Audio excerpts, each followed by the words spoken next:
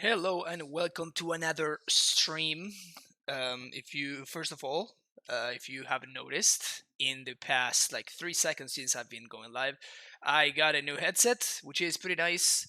But of course, this comes with some, consequences. So I would like to hear if any of you guys have any trouble with the audio. Of course, I will bring this back up as the stream goes on, but I could definitely see if I need to fix something in the audio. I guess that you're gonna be the best ones to tell me how it's working out. So first thing we're gonna do today is there was a ton of Amulet results this past weekend. What's up, Papa John's? How you doing? There's been a ton of Amulet results this past weekend, so I wanted to go over to quickly consider everything and how the list look, what I like, what I don't like, what I thought was interesting, and that kind of stuff. So we're gonna start there, and then we're of course going to play some Amulet afterwards, because like, what else are we doing? What else are we here for anyway, right? So yeah, how you doing, Nacho? Yeah, feeling much better. Like the weekend really it really got me. I was actually super excited to try to stream the Modern Challenge, and then I just died. I went to sleep and I slept for 11 hours straight just because I was sick and like I had a really bad sore throat and everything. It was terrible. I just couldn't really talk. It sucked, but I'm feeling significantly better today, and that's why you see me here. Okay, so we're gonna start with the Modern Classic. This happened this past weekend. We had a Legacy Open, a sweet event. I was watching the coverage over the weekend, and yeah, as we usually have in SCG events, we have classics going on Sunday. So these are the results from the Modern Classic, and we see Amulet Titan number 1 and Amulet Titan number 2. Two copies into the top 8. We're gonna start with Scott Jones's list, and you're gonna see that this one looks very, very familiar. This is literally the list that I've been streaming for the past 3 weeks now. Yeah, 3 weeks. So it's exact same main deck, and one little change in the sideboard. We have Grafdigger's Cage instead of Tormod's Crypt. That's literally the only change. This is actually a Jade Cavi, which is a subscriber to the channel and often, hangs out in the Discord, both the Amulet Discord and the Primetime Stronghold Discord. So they were, keeping us updated on how their classic was going, and they finished on 3rd place, which is pretty sweet. They said that the list was amazing throughout the weekend, which I agree. It's great. So there, just so I won't stay very long. Oh yeah, you got it, Nacho. Thanks for saying hi. I mean, I did so well this weekend. I played a pretty good winning 6-2, and the other guy played it one event. Exactly. Yeah, Jacob, Busy Magic. Yeah, there was a lot of events. I'm just gonna be talking about like the ones that I know of, but I think that I don't know why people are basically finally catching on to the fact that Amulet is awesome in this metagame, and there's a lot of people that had very good results. So if you have like results and lists that you want to share, I am very, very excited to talk about them and stuff. I'm just gonna talk about the ones that I did see. But yeah, if you have more for me to talk about, I would be very excited to do so for sure. Finally, to see you live again. Haven't access to my Twitch account for a month now. Glad to be. Oh, that's weird, Trex. Oh, that sucks. But that's awesome. Well, thanks for hanging out today. Thanks for being here. Yeah, so not much to say about this list because, well, I talk about this list literally every stream. So the only change again is the Grafdigger's Cage over what I've been running the Tormod script instead. Which is fine. It's perfectly a fine switch to make. Of course, it will change like some sideboarding decisions, and against matchups like Dredge, it makes Karn much worse because being able to play Karn on turn 3 and immediately minus to get a Tormod script is way more feasible than minus to get Grafdigger's Cage.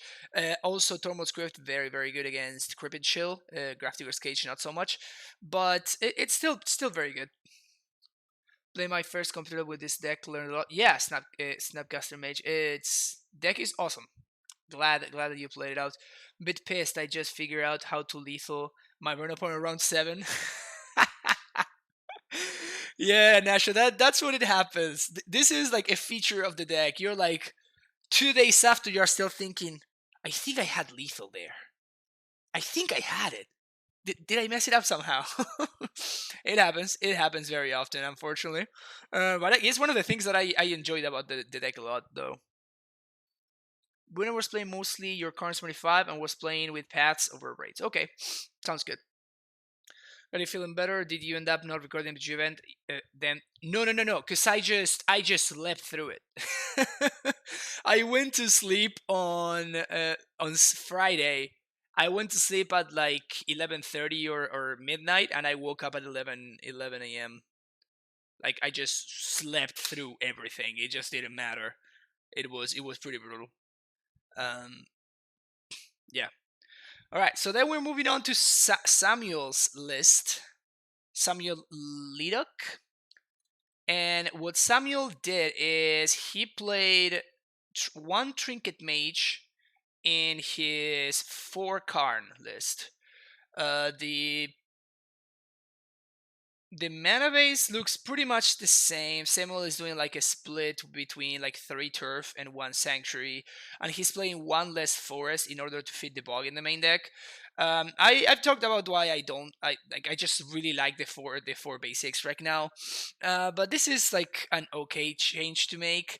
However, if you want to play only 3 basics, that's fine. But one thing that I would recommend is don't play a tapped Black Source in its place.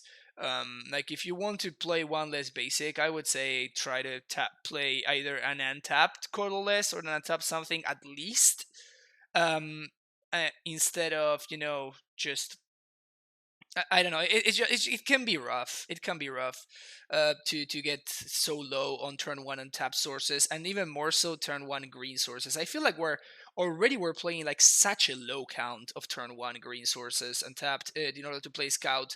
So like going even lower is just something I'm not really excited about. We have 1 trinket and 1/4 Karn, and the cards that he's taking out is the second explosives and the ballista's there. What's he taking out for the trinket mage? 28 lands. Oh, the coalition relic. That's what it's gone. Um, yeah, I don't think I like this setup. Like it's taking too much. We have 1 less piece of ramp in order to play 1 more trinket mage and 1 more Karn, and we have 1 less untapped green source. It seems like we are just slowing ourselves down a little bit too much for not that big of an upside. I'm not sure I love this main deck configuration. Then in the sideboard we have some stuff that I like and some stuff that I don't like so much. First of all, we're only running 2 explosives in the 75, and we are not running Fire Spout. This can be a little bit rough. I'm not. Yeah, I'm not sure like what matchups Samuel played on his way to the top 8. I know that he lost in the top 8 to Scott. It's Scott, right? Yeah, to Scott. So that is pretty unfortunate. Like you had like an Amulet mirror in the quarterfinals, and then Crucible over. I mean, that's perfectly fine. Tormod Script in the side, which I like. Piting Needle, we have like the most important things, we have them here. We have a second Walking Ballista in the sideboard, Spellskite in the sideboard. This is a card that I tried and I have not been very impressed with. So I don't know how I feel about the Spellskite. It has been very underwhelming in my opinion. Second Ballista seems interesting, but I'm not sure I buy it. I'm just not sure I love the idea of having another ballista. It seems like I think I'd much rather have an extra explosives in this Stoneforge infested metagame rather than having a second walking ballista. Maybe I'm just biased and I just really really really like this card. um, but I don't know. It seems like explosives is in a very good spot right now, and I don't understand the reason for wanting to play less copies. If anything, I would like to play more in the main deck. Or nah, I think 2 is the perfect amount. How's it going in my local meta? There are a few mill players. Do you think it would be alright to play an Eldrazi Titan or Nexus of Fate in the sideboard for that matchup? It seems to play against at least once every local event. So mill can play through both cards. I think that if you want to get him, like the one that's the most likely to give you a shot is like big Emrakul, like the 15 mana Emrakul. I mean, I think it sucks, but if you are like so concerned about the matchup, it's like the fact that it shuffles your entire graveyard is a very big upside. They can still play through it. Like if they mill you just like once and they get the Emrakul right there, they can just surgical the Emrakul, or you can just naturally draw the Emrakul and then you're kind of dead. The thing about Nexus is that they can counter it. I think they play like the spells and stuff in the sideboard, and they can also just what's the other ad? Because they can't surgical it. Yeah, so it's just like if you cannot cast it and you naturally draw it. I think that's their out. So I think Nexus is also pretty solid. I'm not so keen on the other ones because the other one they just shuffle themselves. It sucks because those are the most castable ones, but what are you gonna do? I mean, you're not looking to cast those cards anyway, right? Could we use a Grow of the Warlords as a one of forest when we expect much Death Shadow? Yeah, P1 Gingy, yes. This is definitely a reasonable switch to make, 100%. The only downside that the Grove has is, well, whenever you play against Blood Moon, you're going to be very sad. And second of all, it's the fact that it's not a significant upgrade against Death Shadow. At one point, I remember when Death Shadow was all the rage, the people were playing like 3 Groves in the main deck or something like that. And that kind of stuff is just, it helps you buy maybe like 1 or 2 turns at most, and then you just get run over anyway, right? Like you're just delaying an Death Shadow, but if your opponent has a Gurmagangler or something like that, you're still dead. So if you're worried about Death Shadow specifically, I think that you just want to play white and you don't want to be playing Karn. Unless you're playing against Mardu Shadow. Karn is reasonable against Mardu Shadow. Russ the Full Blood, thank you for that tier 1 subscription. Welcome back to the Primetime Stronghold. Thank you so much for the support. Yeah, so that's the reason for playing Ramina War Crucible. Sorry, I was answering the other question. But yeah, so we're playing Ramina War Crucible because in the matchups where you want that, you don't want to need to resolve a Karn first in order to get your Crucible online. You can just like pack for Ramina and you can just go to town. Whereas here you need to spend 4 mana and 1 turn most likely to resolve the Karn, and then you need to spend 3 more mana. You need to minus the Karn, and you need to spend 3 more mana to cast and resolve the the Crucible. Of course, Crucible is bad against Force of Negation and Dovin's Veto, which are cards that blue-white play, a matchup where we do care about resolving our Crucible effect. So that's another reason. And yeah, that's pretty much it. You just have more ways to get it, basically. Are those the only questions we got so far? Also consider Elixir of Immortality. If mail is big, it can be found with Karn, has value versus burn, but it's mostly just a meme. Yeah, I would agree with that. I think we're on the same page there. I don't think that mill is a matchup worth considering. It's just a bad matchup, and that's it. You just live with it and you accept that if you get paired against mill, you will most likely be going to you're probably going to lose. You're of course you're going to try to fight the good fight, and there's definitely interesting plays. I played against mill. I beat mill on stream where I just like declined to search with my prime times and stuff like that. And those are like the tight plays that will give you an edge here and there. It's probably not going to matter. Like that is a very very bad matchup, by the way. Another thing is if your opponent has Mesmeric Orb in play, you will sometimes stack your bounce line triggers the other way around. So if you're playing against mill, you are going to you're going to sometimes bounce resolve the bounce trigger before the land untaps, because that will be one less card that you're milling yourself.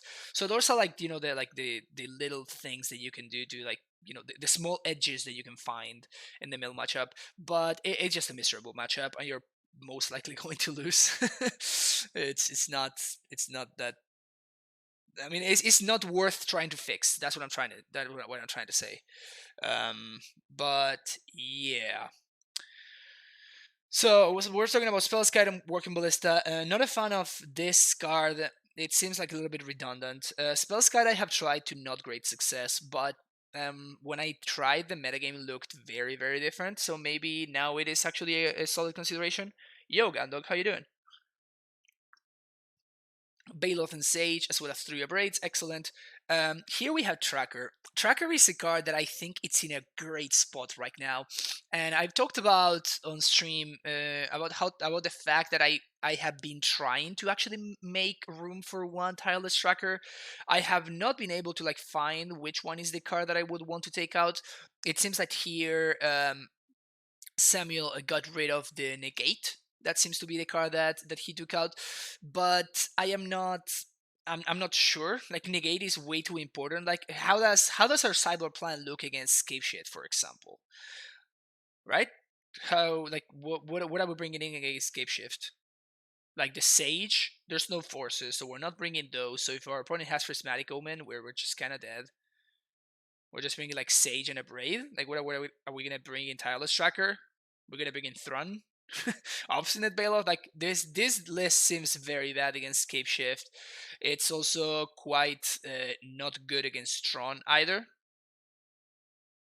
Like, we basically need to resolve a Karn if we want to beat Tron. Like, I guess that we can just like combo kill them or whatever. But if we're playing fair, like if we don't have like the Amulet combo and stuff, that's a lot of oof. Daisy 820. It seems like the notifications are a little bit loud. Sorry, I apologize about that. But thank you so much for the tier 1 subscription. Welcome to the Primetime Stronghold. Really don't like Bojuka Bog main deck or Field of the Dead at all. Yeah, Punt. So, Field has been doing a ton of work for me. So I have been digging the Field of the Dead. Bojuka Bog main deck seems kind of unnecessary. Like, I have been consistently beating Dredge. I have been consistently beating both Dredge and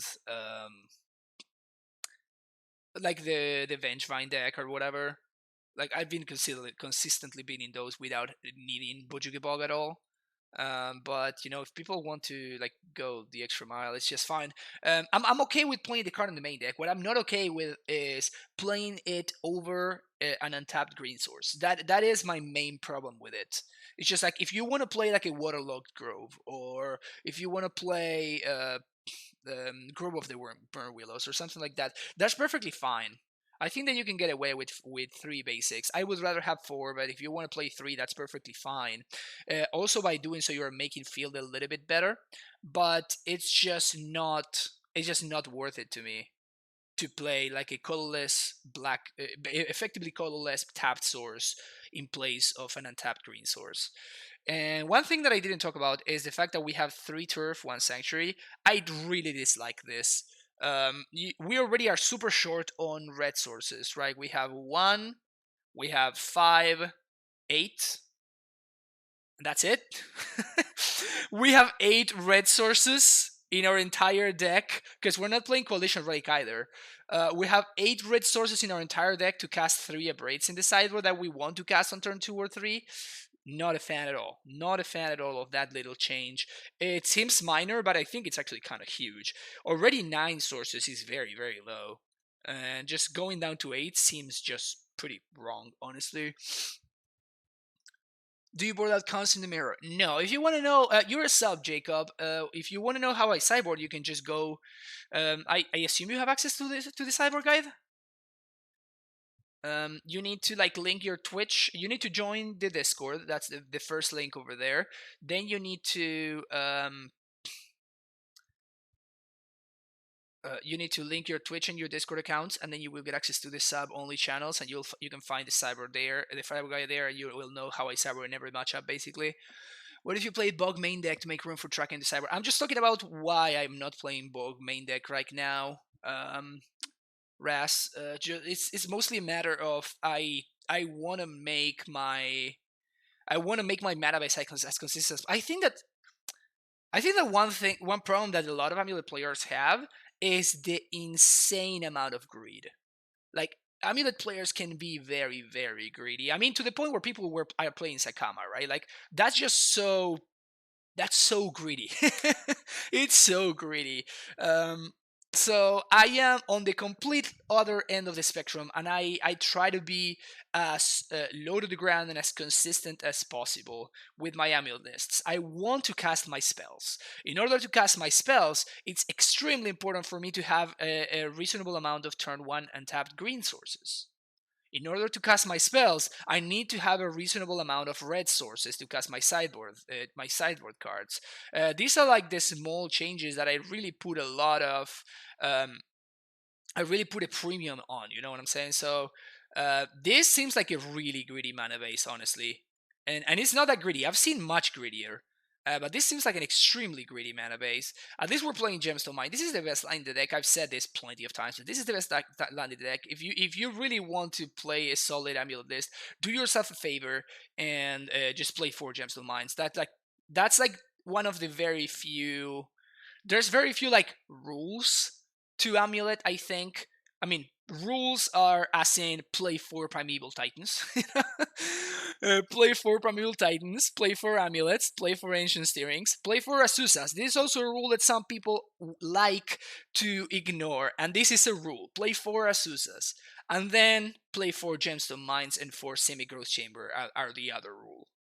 Like, those are cards that are not MA in my book. If you want to play a solid... So what do you think about one Gemstone Mine plus 1 Water Glove? If you're thinking about taking out one Gemstone Mine, I don't think so. I'm explaining right now why I would never, ever, under no circumstances whatsoever, I will never submit an Amulet list that does not have 4 Gemstone Mines. That is a must. That's a must. So, no. Keep forgetting to that, and I'm in the middle of a Mono Mirage. Oh, nice, Jacob. Well, good luck there. My experience with the Dread matchups is I can almost always beat them game 1 without Bojuka anyway, so I don't know how many win percentage actually adds. I think people overvalue the card because they notice every time it did something rather than when it actually made a difference. I agree with that point. I agree with that 100%. Great casting spells is important. 100%, yep. Kind of posted that before you went in the rant. Oh, sorry, Annihilation. but yeah, so... This is, in my opinion, a very greedy Amulet mana base, especially with the lack of Coalition Relic. Coalition Relic does a lot to help fix your mana, too. Last but not least, and indeed the last, we have the Last Troll. This is a card that is mostly because of blue-white, and I think it's fine there. I'm honestly not a big fan of the card because... one thing that I want to point out, it's significant. It's right now like probably the best it's ever been, right? In terms of targeting specifically blue-white, right? The only issue that I have with this card is that Vendilion Clique attacks through it very easily. Any Stoneforge wearing a Sword of Feast and Famine attacks through it very easily. And it's easy for your opponent to... Okay, so these are still pretty loud. We're going to tell them... But PSG1987, thank you for that Twitch Prime subscription. Welcome to the Primetime Stronghold. Thank you so much for the support. What do you think of the new Blue White? I'm going to talk about that in a second. So Tron is a solid card, and right now it's much better. Now that the sweeper of choice is like Supreme Verdict over... over Terminus or Wrath of God like it used to be in the past, Thrawn becomes significantly better, obviously. But I think that it's still too easy for your blue-white opponent to stop Thrawn from doing the thing. I think it's going to have some games where it's going to be awesome. You know, just drop it down on turn 3 and then you just go to town. You just clock them super quickly. But once, like, if it doesn't come down early, let's say that you play Tron on turn like 7 or 8, by that point your opponent will have a ton of resources, and this card will just not do enough.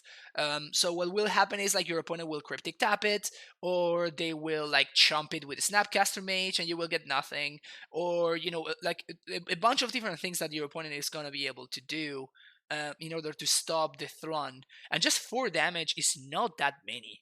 Like, they can colonnades even, like, block it and stuff.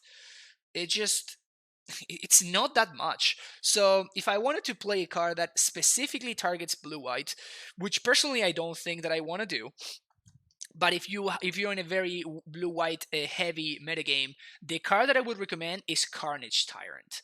That card does not care about Snapcaster Mage blocking it. It races very quickly, and it dies to a Wrath. I mean, yes, it dies to a Wrath.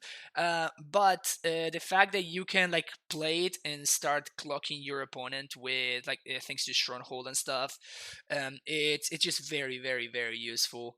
And 7 damage is a lot. 7 damage that your opponent, like, the only thing that they can do is just cryptic tap you. It's like the difference between 7 and 4. 7 trample well at it, and 4 it's a very, very big deal. Last time when was cracking mirror and besiege packs in my personal. Yeah, it's been a while since Tron was a staple. Tectonic Edge was rampant in active blue-white tech right now. Yes. What Punt is saying is it's a very big deal. Tectonic Edge. That's a card that right now it's probably like in one of the best spots it's ever been. Tectonic Edge is insane against Valakut, obviously. It's really, really good, and it's a reason for me to want to play Raminap in the Valakut matchup, while otherwise, Raminap is just, I don't bring Raminap at all in the Valakut matchup because it just doesn't do anything. Like, recurring Ghost Quarter just doesn't do anything, and your opponent has like maybe like 2 Acid Mosses in total, so it's not that important. So I don't even bring Raminap at all. But if you have Tectonic Edge, like recurring Tech Edge, it's just game. Like, they cannot beat that, and it's also insane against Tron. Usually against Tron, of course, Ghost Quarter is very good, and you're bringing in Raminap anyway. But if you don't have Raminap, if you Ghost Quarter their first Tron land, they're gonna get a basic forest, and unless they have like, even if they have like the exact Natitron after that, you can start tech edging them after that, and they don't even get a basic for it, So I think that Tectonic Edge is very, very good against Tron. In fact, if I really wanted to target Tron for whatever reason, I would just go with 1 Ghost Quarter, 1 Crucible before going with 2 Ghost Quarters. I think that is a play pattern that happens a lot. And answering Cien, I think that the blue-white matchup is trickier than it was, and since I started making some adaptations in the way that I sideboard, it has become significantly better for me. I think that a Braid is actually a very important card in the matchup now, because killing Spell Quellers, killing Stoneforges, and killing Swords, all of them, it's actually quite relevant. So a Braid is like one of my go-to cards now in the matchup, and it can be super important. I basically always prioritize destroying Sword of Feast and Famine over literally everything else. Decided to play Amulet this weekend. Got Cheerios round 1 and Blue Red Delver with Moon round 2. That's brutal, Pikes. Yeah, I played a league. The day before, I didn't play at all yesterday, but like the day before I played a league, and I was like round 1 against Ponsa, and I'm like, God damn it. And then I beat Ponsa, and then I went on to 5-0. Because like, once you beat Ponsa round 1, that's how you know it's gonna be a good league, That's how you know, that's your 5-0 league start right there. Alright, so those are my thoughts on the lists from the Classic. Very unfortunate that the Amulet players had to eliminate each other, but that's how it goes sometimes. Then we have this. This is a player by the name of John. You can see here, and he won the MC, so he's going to the PT thanks to Amulet. Huh? How cool is that? How cool is that?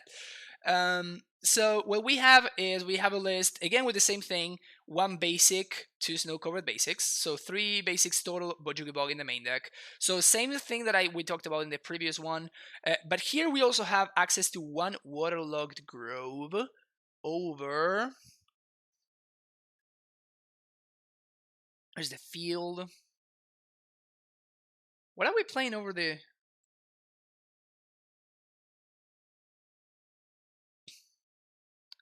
There's the Vesuva. That's weird. What land are we missing here? No, the bog is over the basic number 4. I mean, or the grove, but they're like, oh, is it? Oh, this is a 29 land deck, right? 1, 2, 3, 4, 5, 6, 7, 8, 9, 10, 11, 12, 13, 14, 15, 16, 17, 18, 19, 20. 29, yeah. So, okay, that explains it. There we go. That explains it, so we're good. Glad we figured that out. That was not gonna let me sleep otherwise. Enrico Tognarini, thank you for the follow. Man, I just cannot figure out like the notifications audio. Are you guys hearing the notifications super loud too, or is it just me? Maybe it's because my volume is just super loud. You guys can let me know. So we have like the most quote unquote interesting list from the weekend. Oh, you didn't even hear it? Okay, so then it's just me. So I'm gonna bring it back up, and I'm just gonna lower my volume, and we should be good. Okay, good.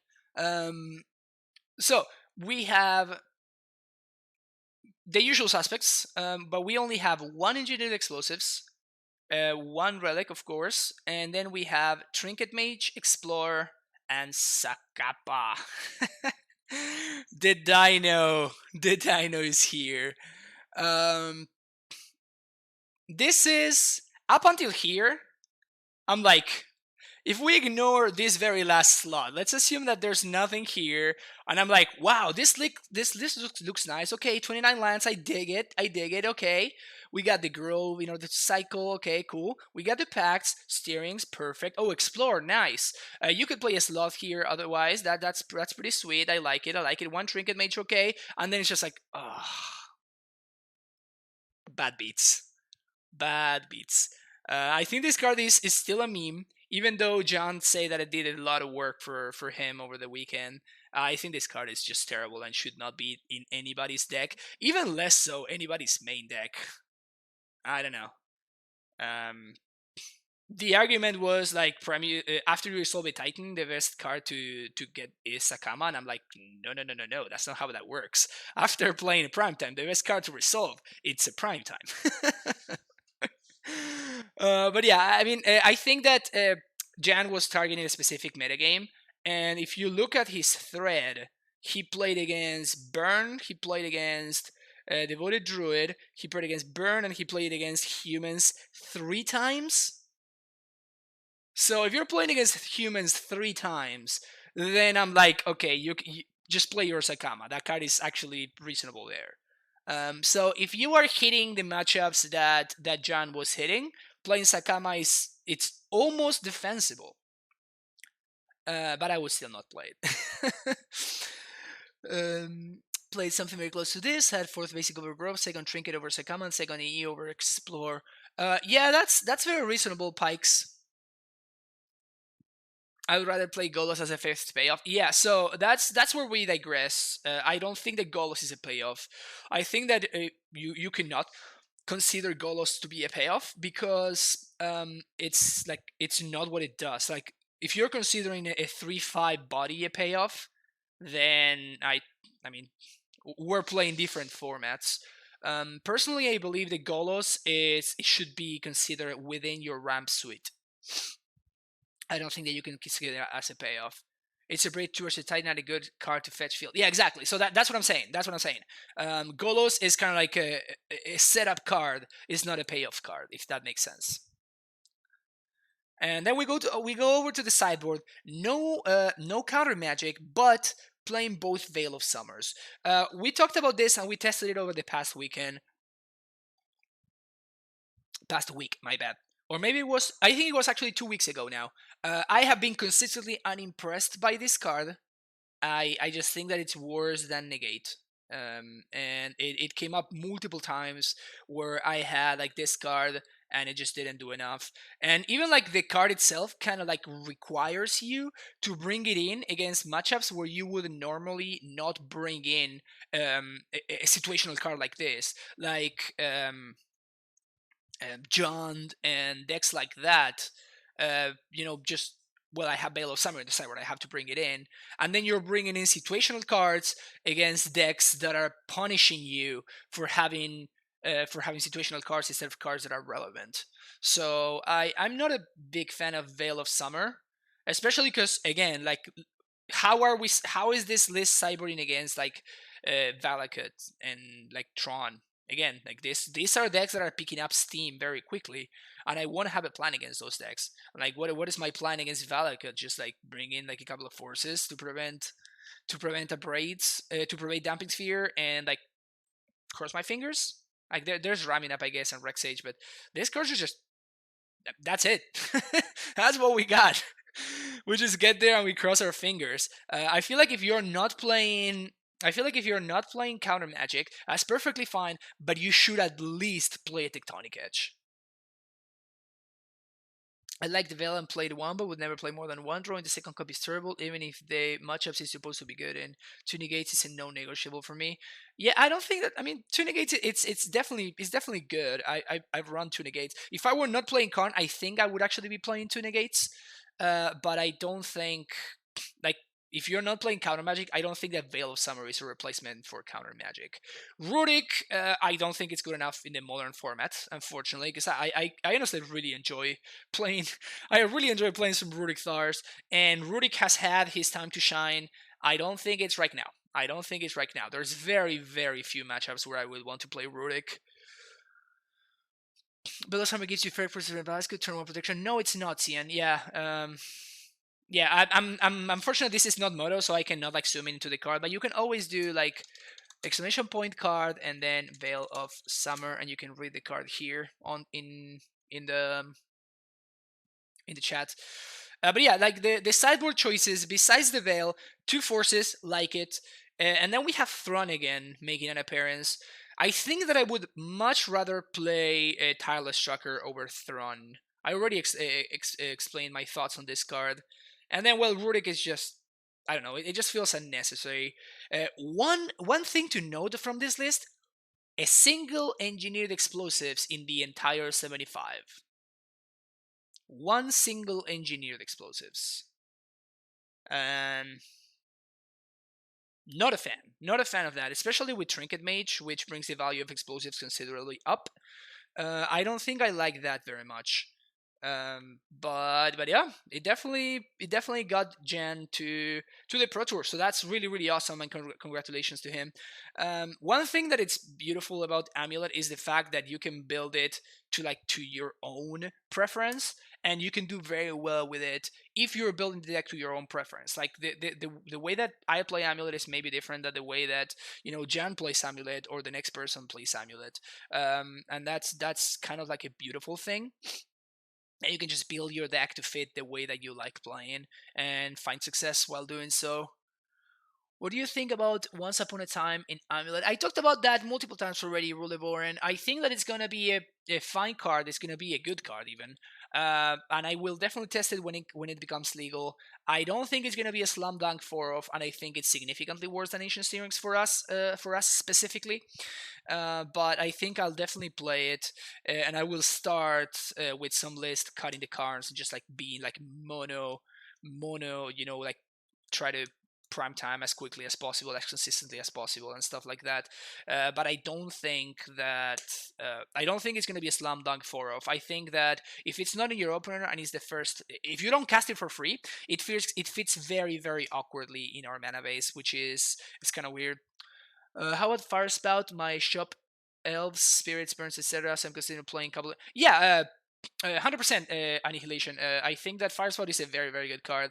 Personally, I don't have room for it, basically. That's why I'm not playing it, because of the Karn package. But if you're not playing the Karn package, or even if you want to like make room by sacrificing extra cards, like maybe like the... I don't think... I really want 3 Upgrades, though. If I had to play Fire Spout, I really don't know what I would cut, honestly. Maybe the Bailoff. Maybe Bailoff would be the one to go. Yeah, that's probably it. But again, it depends on what you're trying to target. Okay, so we're moving to the modern PDQ over the past weekend. Oranus139 got 13th place with this list. We have 3 cards. We have for Azusa for Primetime, blah blah blah blah. So the classic package. So it's basically the main deck, except we have some tough choices here.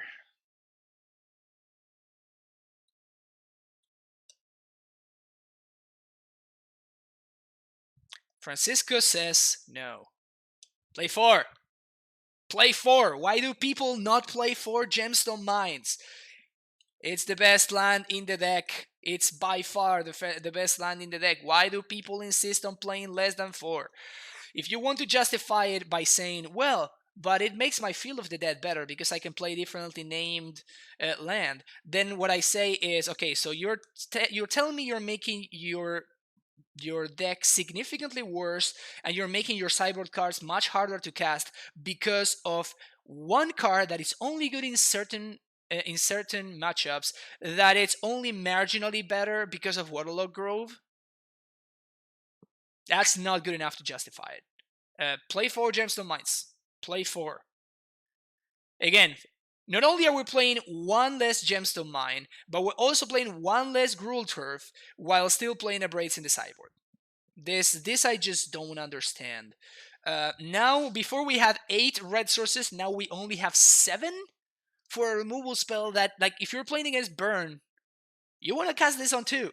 You don't want to cast this on turn 3. That's 2 more damage you're taking from a Goblin Guide. That's 2 more damage you're taking from an Eidolon. That's... No. just no. I don't like this mana base at all. Blast Zone is a card that I did test in the past, and it was awesome exactly in 1 matchup. And that matchup was Death Shadow. Blast Zone is insane against Death Shadow. It's pretty bad against basically everything else. Even against decks that... at one point I was playing 29 lands, and I was playing like 1 explosives, 1 blast zone, and I lost multiple matchups against humans where this card was just too slow. If I had explosives in my deck over blast zone, I would have won the matchup because you just play explosives and you just crack it. With blast zone, that's not the way it works. You need to take 1 turn off to charge the blast zone, and then you can crack it and you can blow stuff up. It plays around Meddling Mage, but that's not as bad as having to take a turn off from blowing up your opponent's board. That's too much of a cost. Way too much of a cost. So I have not liked this card at all in Amulet. I think it's fine in other decks, like decks that have like Ensnare Bridge, or that have like a bunch of like big dudes, so you can like buy the time before you blast zone, like in like Eldrazi Tron and stuff. This card is awesome. Same thing in Tron. Don't like it in Amulet at all, especially because, you know, sacrificing a land means that it's not going to be like, you're not going to get the effect in the early turns, which is very often when you want this effect, right? Because if you're cracking the blast zone and you're going from 6 mana to 5 mana, then you top deck the Titan and you don't have primetime mana. It's too much of a cost. It's too much of a cost. I do not like this card. And because of that, we're playing 1 less basic, which again I'm not a fan of, and it's... yeah, I'm just not a fan of that.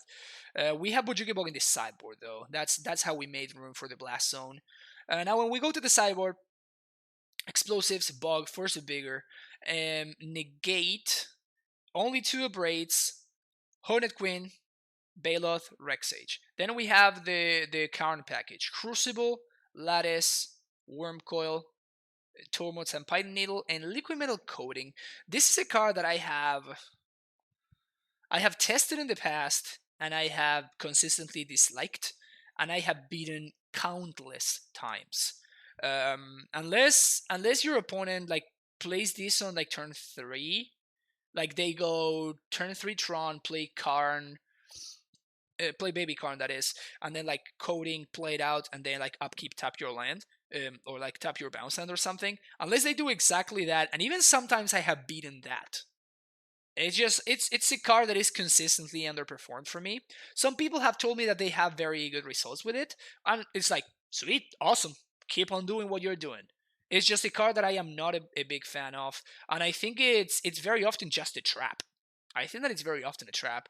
I consistently see people, playing their Karn, and then they mine on turn 4, like while playing against like Wild Eldrazi or some of those decks that don't really have like that very strong boost in mana like Tron does, and they are like, they play 4 mana, they play Karn, they play coding, they minus for coding, and I'm like, okay, scout, play scout, activate the stronghold, and attack your Karn. And then then they minus their Karn. Their Karn is now dead, and now they have a 2 mana do nothing in their hand. Cool. Yeah, exactly, Pikes. That's the problem. I think that a lot of people just overvalue this card. Granted, there are some situations where this card is the nuts, and that's why I say, that's cool. That's cool. If it works for you, that's awesome. Keep on doing what you're doing.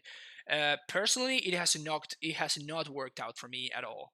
So I am not playing, and I don't think it's worth a cyborg slot. Like in con lists, cyborg slots are so precious. They are so precious and so so necessary. So playing a card like Liquidated Coining is just not. It's just not getting past the minimum bar that I would want to cover with one of my cyborg slots. So I just don't play it. But yeah, I mean, if you like it and you can, it's been doing work for you, keep on doing what you're doing, Uranus, and congrats on the top 16 finish. Then finally, moving on to the Modern Challenge. This is the last event that I heard of. I think that there's more people that have been doing well with Amulet over this past weekend. It was a very good weekend for Amulet.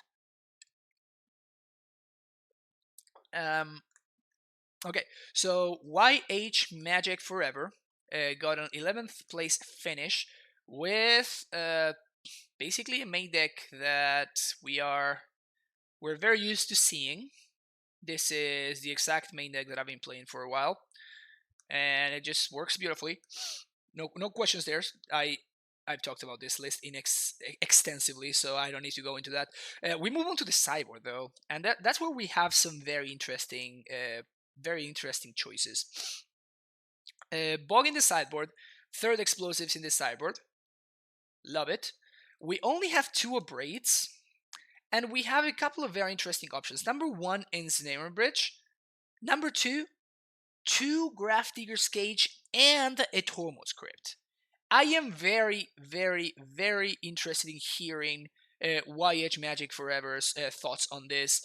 If you're in chat, if you watch this on YouTube, or like whatever, if somebody knows them and want to shoot them a PM or something, and want to ask them why this, that's a lot of graveyard hate. Maybe the cages are more geared towards meme brand. Yeah, meme brand or devoted druid combo. That would be a way to explain the cages. But at that point, is the Tomo script even worth it? I would be very interested in hearing YH Magic's Forever thoughts. Yeah, maybe it is that. We got both Negate and Spell Pierce. Very interesting choices all around. So I would really like to see what their thoughts are. Finally, we have Ensnaring Bridge. This is a card that I did try in the past, and it just, unfortunately, just doesn't work. Just like the way that we construct our deck, we play a lot of very expensive cards. We play a lot of pacts. which are just not, we just cannot cast at any time. And we play bounce lands. That's way too many hoops to need to jump through in order to be able to to make Instant Bridge work. This card was just, it just didn't work the way that I intended it to when I didn't. Yeah, I don't know. I don't know, honestly. What you're saying, actually, Cien, might be true. Because Ensnaring Bridge was actually legit against Hogak, because you're preventing 8/8s from attacking, so that's way more doable. Still, I guess you can lock it up game 1, but game 2 and 3, your opponent would be bringing in like multiple forces and like Assassin's Trophies, Nature's Claims, and stuff against you. So even against Hogak, just Ensnaring Bridge was not that effective post sideboard. I don't know. Again, I would really like to hear what YH Magic Forever's thoughts are. But it's certainly a very interesting list, and congratulations on the top 16. And once we move a little bit lower, number 17th, probably some bad breakers for Yu Yan, and couldn't crack the top 16. But that's still a very, very, very good finish, especially in a challenge where the competition is very steep. We have this list. We got Golos making an appearance here. I think Golos is a fine card, as I was talking about earlier. It's not a threat though. It's definitely like a bridge to get to Titan. Could you please share the Discord link? Yep, there it is. So what we have is 1 Gracer, 4 Azusa, 1 Golos, 1 Trinket Split, and 1 of main deck Reclamation Sage. This is probably, out of all the lists, the one that I find the most interesting, and the one that I think has the most potential. This is very, very interesting to me. I think that if there was any point for main deck Rec Sage, is right now. I think right now main deck Rec Sage is actually defensible and potentially even pretty good. Stinking Foot, thank you for the follow. So if you're gonna be running main deck Rec Sage, maybe right now it's the time. I can't figure. Okay, we'll figure that out later. So if you want to run main deck Rec Sage, right now it's probably the time. Golos is definitely pretty good, and Gracer, it's also defensible. Like the fact that we have 1 Gracer, 1 Explorer makes it even better, and 1 Coalition Relic. So we're very much on the ramp plan, which honestly I really, really like. So I love that aspect of the deck. The one of Trinket Mage is kind of like meh. It seems like a little bit, yeah, just lackluster.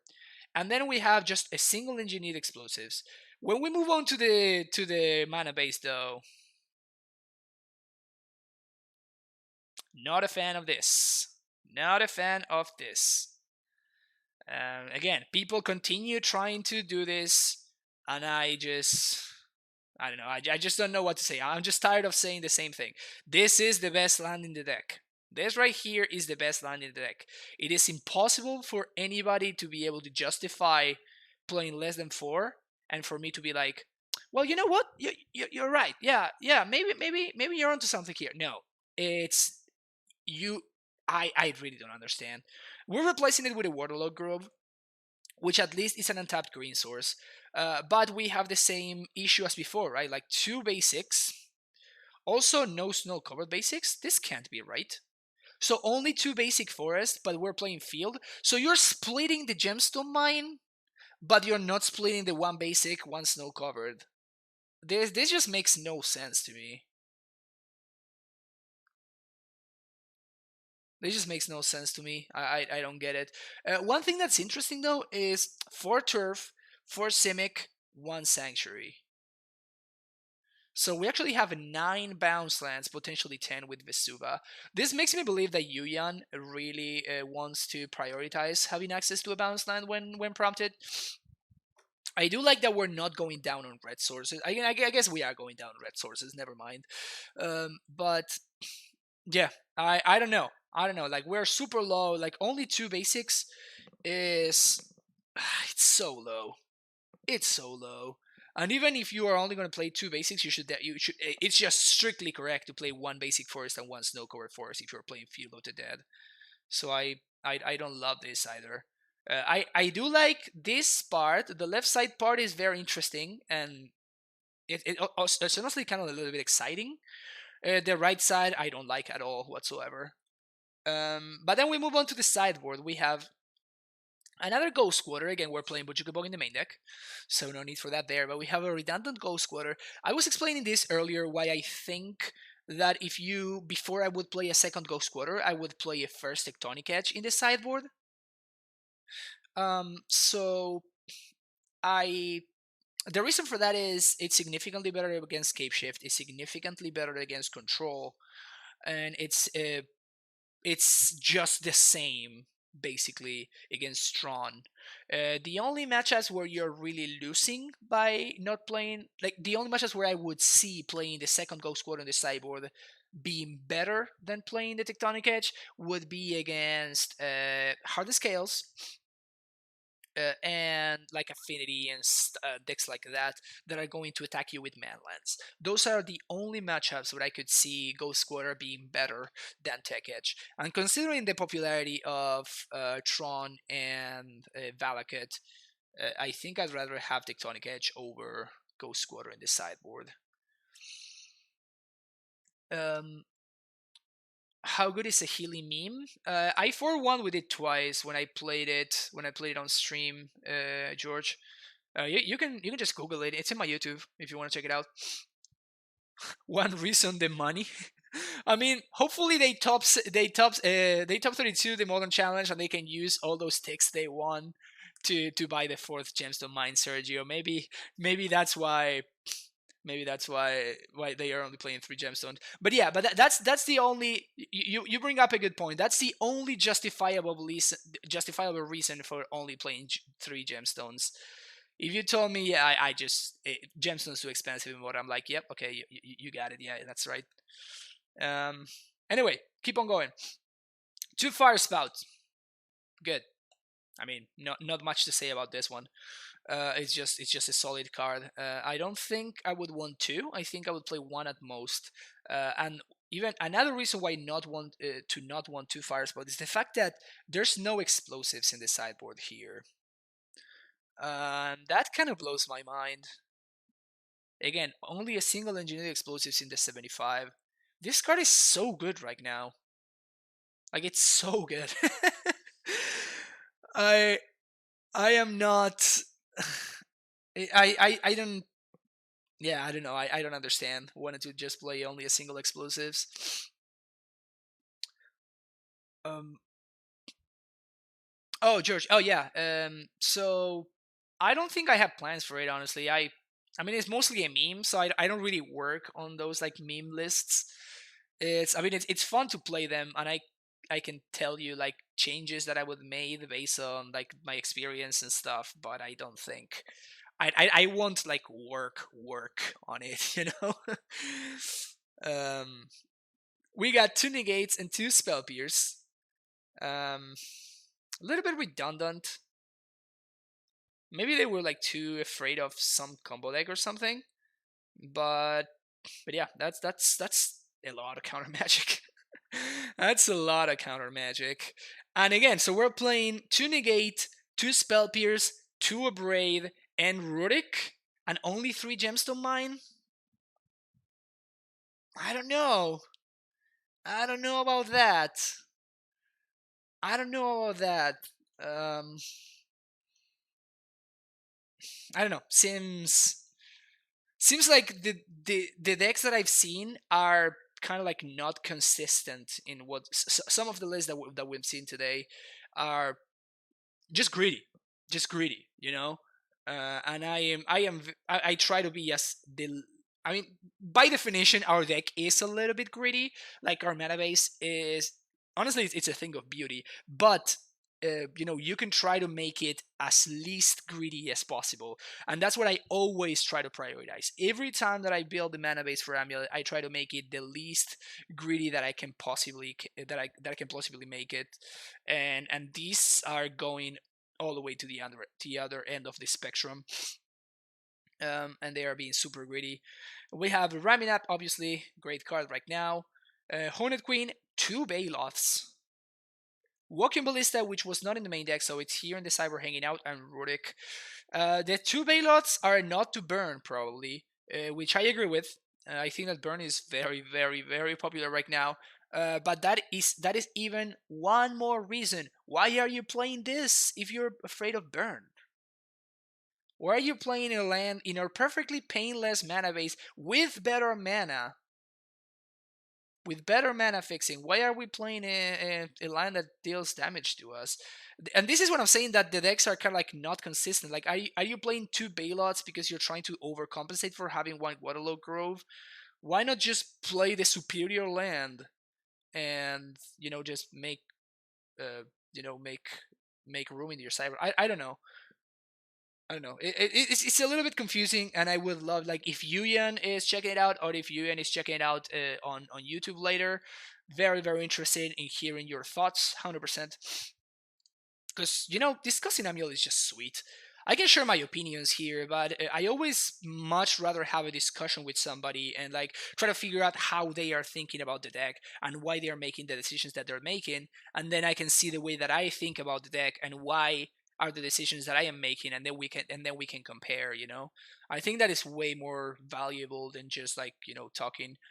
Um, but yeah, also another nice thing about playing Rexage in the main, we get that free slot in the sideboard, so that's pretty sexy. And maybe that's where the Bailoff comes in. But yeah, honestly, in the current metagame, I really want 3 Abrades. Like, I would definitely play the 3rd Abrade before the 2nd Spell Pierce or the 2nd Negate, depending on which one you want to prioritize. Probably we want to prioritize Negate in this meta over Spell Pierce, but I could also see the other way around if you expect a lot of like combo and stuff. But yeah, so that's a lot of Amulet talk for now. Let's go to the Amulet play. So a couple of days ago, I was sick, so I was not streaming, but I played a couple of leagues for fun, and I got a 3-2, and then I got another 5-0. So right now, there we go. Right now, I have officially the most trophies I've ever had in a single season. So that's exciting. See if I can make this cleaner. Change the size. That should be good. And now show the deck. All right, sweet. All right, let's go. Try Waterloo Grove once, but hate it. Took so much damage, and the draw almost doesn't matter. Yeah, I didn't try the Grove specifically, but I did try Horizon Canopy in the past, and it was fine. It was fine, but again, I was already playing 3 basics, and this is in a time where I was like the white mana actually mattered for sideboard cards. All right, look at this hand. Thanks, deck. Thank you so much, deck. Opponent moves to 5. I better have a discard spell, because otherwise we're gonna run them over real quick. I think people think we need the cycling from the Grove, plus it's another diverse land for Field of the Dead. Yeah, but as I was saying earlier, that I think that justifying the Grove by saying Field of the Dead is just wrong from a conceptual standpoint.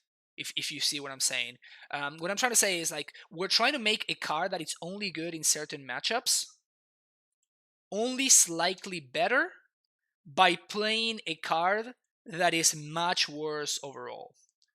So here we have a couple of options. We're 100% playing Azusa, and I think that we can go for a turn 2 Karn or we can go for a turn 3 prime time. Since we're playing against Eldrazi Tron, I think that this is going to be significantly better. So I'm simply going to like play my basic and then play my my other land and just pass the turn. Just make full value for Azusa. Now we have guaranteed prime time next turn. And my opponent is very, very unlikely to be able to beat this. I could have tried to go for turn 2 Karn, but if my opponent just answers the Azusa and maybe they somehow answer the Karn. Okay, so this is just GG's.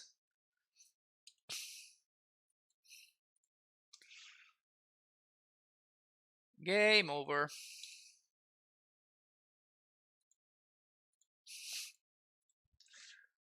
I with you. I'm just trying to theorize what people could play. Yeah, and that's why I think that I think that that's something that I have heard actually, that people told me in like the chats and stuff, and it's something that I don't know. I just don't understand. It seems like flawed reasoning, you know. So what can I do here? I guess I could have lattice locked them, but we're gonna win this game, and I don't need to show them. I don't need to show my opponent that we're playing Karn. So let's do that. Let's not show Karn to my opponent. At this point, there's basically no way that we can lose this game. I can double strike, but that doesn't strike me as particularly relevant. Strike. pun not intended, I guess. I think I'm gonna bounce this, and I'm going to double Ghost Quarter my opponent. This way I prevent a Thought Knot next. Oh, I guess I don't really prevent the Thought Knot. Never mind. I'm just gonna get Tolaria and like whatever else. Double Tolaria. Yeah, sure, whatever. Like what I do here doesn't really matter. I don't want to show them field. There's no reason for me to. And I think I'm gonna destroy the Ursus Mine in draw step. Tron, and my opponent randomly getting Tron here seems like the only way that I lose.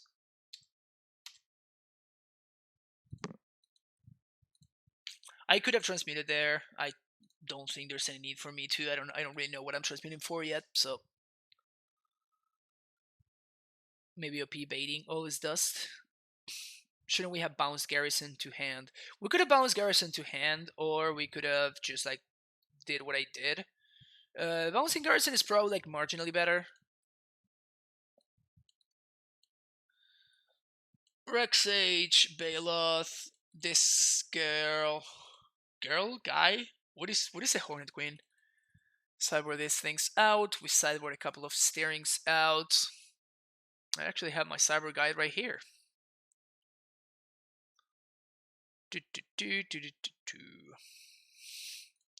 E-Tron. Wow, I really have this kind of memorized at this point. So on explosives, -1 relic.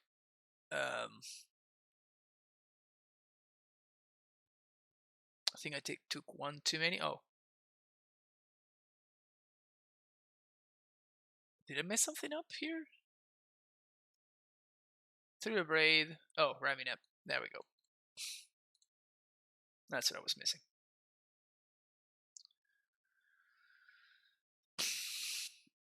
Queen would imply female, no, unless it's a Hornet drag queen.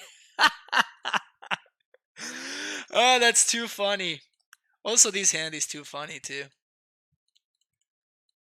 Well, OP, hopefully you have one of your nut draws, cause how do we sequence lands? It's unlikely that my opponent goes quarters me on one, so we're just gonna play. We're just gonna lead on Stronghold, play Amulet.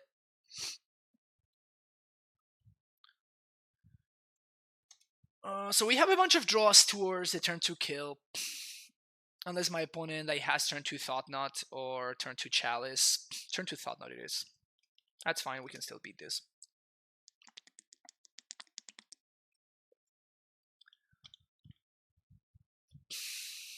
This is not lethal, unfortunately.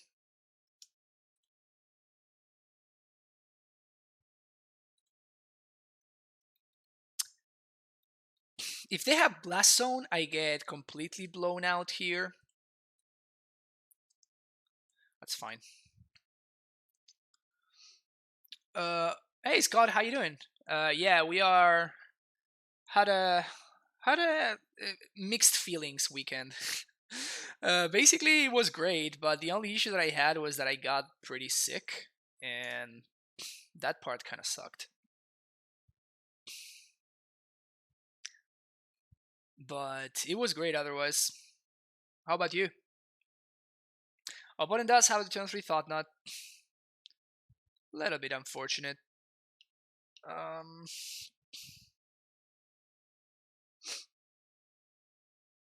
We can hardcast the Force, but then my opponent just draws.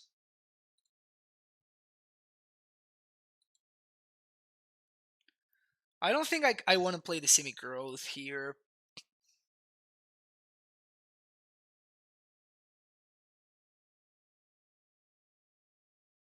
I think I just play the Colony Garden and pass.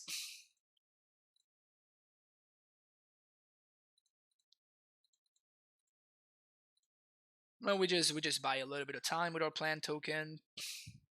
Take things easy. And I don't think I want to waste the Force on a Mind Zone when my opponent has mana to draw. If they didn't have mana to draw, I would consider it, but I mean, there's no rush for me to at this point. Send that Excel file on Discord as a PM. Good evening and good luck. My opponent just warping whaled my plan token. That's an interesting play. Sweet Cloud Scrapers. I'll check it out later.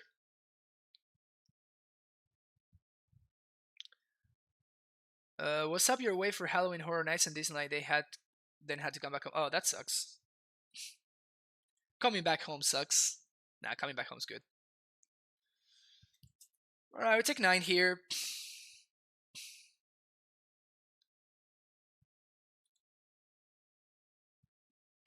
Plan too strong.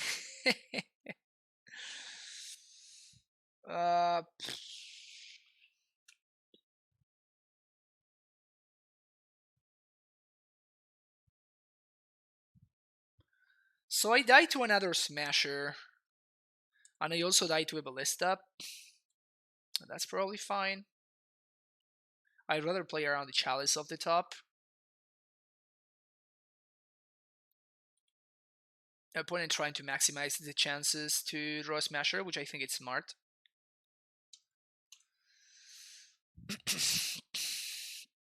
Down to 2. Ballista also kills me, I guess. Why don't Soleria pack last turn? Because my opponent goes squatters me and I die. Right?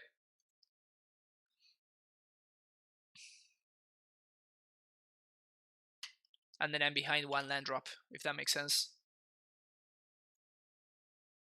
Alright, this is how we stabilize here.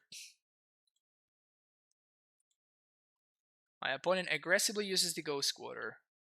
So now if we draw Hornet Queen, I guess we can't stabilize because stupid Smasher tramples. Pog.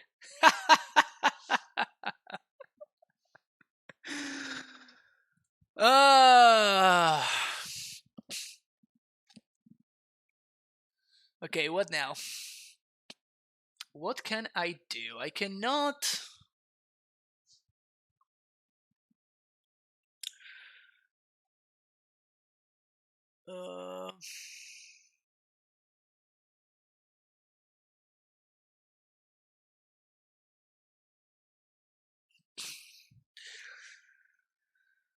Let's think. So I can transmit for Azusa.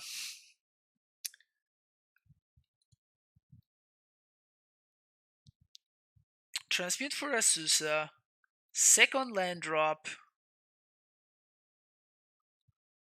Play Titan.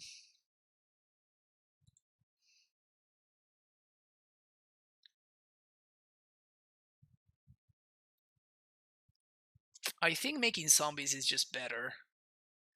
So I can make zombies and gain 4. That sounds like the play. And in order to make zombies, I need to play out the Tularia West. We're 1 mana short from doing stuff, but I don't think that pacting for Azusa is worth it.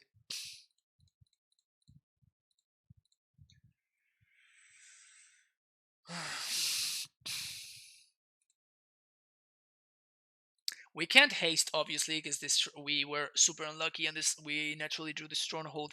We're definitely getting field. Wait a second, can I double? No, I can't double Titan. I could have double Titan. I think I punted. No, I couldn't have double Titan. Never mind. No, I could have. Yeah, I think I punted this game. I could have double Titaned. Yeah, I could have double Titan. That was a mistake on my part. Yeah. I punted. Ugh. Okay, now that we can't double Titan, what's the play?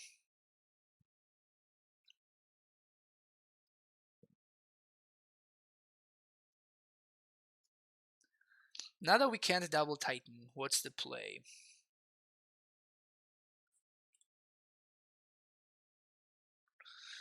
So I think we die to this member anyway. So we cannot really play around this member. Oh, wait. Can we... 1, 2, 3, 4, 5, 6. So we can pact for Azusa. But if we pact for Azusa, that's going to take us off of field.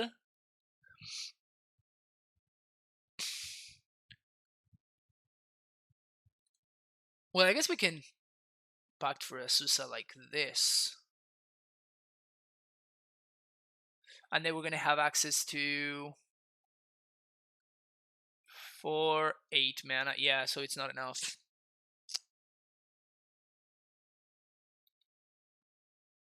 Oh, we can pact for Azusa like this, actually. Simic Gruul Turf. That's 8 mana, 3 to pact for Azusa. No, but then we're lacking a second Torre West. Yeah, so I can't fix the mistake that I made now.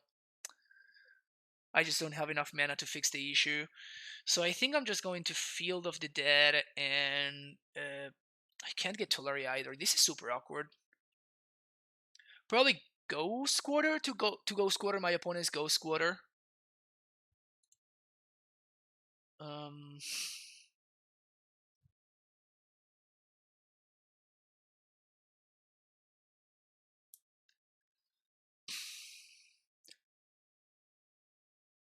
No, they can't really play all. They need to have exactly third Eldrazi Temple to back to all this dust.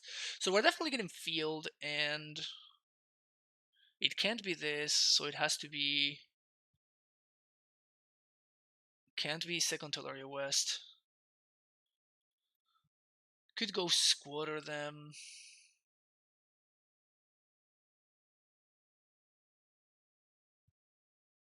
Yeah, I think we just died to this member. We just accept that we died to this member, and we make the highest EV play, which is to go squatter their go squatter.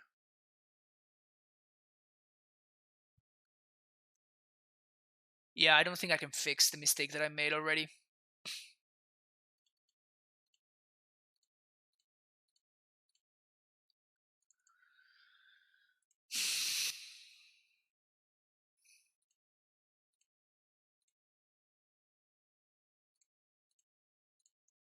When it goes squatter right now. Just pass the turn.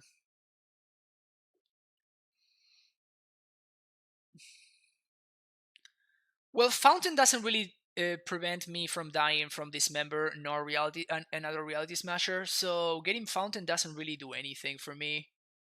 The only thing that it prevents me is from dying to land plus Ballista, but my opponent doesn't have that because they would have done that the previous turn.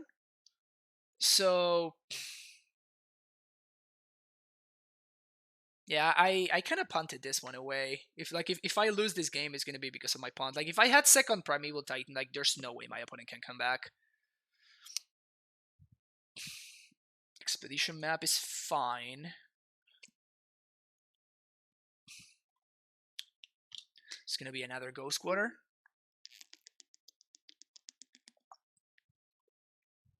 The thing is that if my opponent does not answer my Titan, then the Ghost Quarter doesn't matter. Blast Zone. Yeah, play the Baloth. Doesn't that beat this Dismember? If I play a Baloth, that's fine. That doesn't really beat Dismember.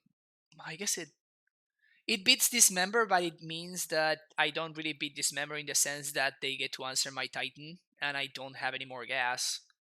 So it doesn't. And if I get Baloth, then I cannot get zombies, right?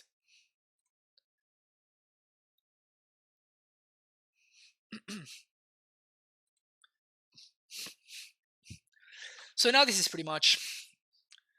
I'm going to hard cast this though. So 1, 2, 3, 4, destroy here.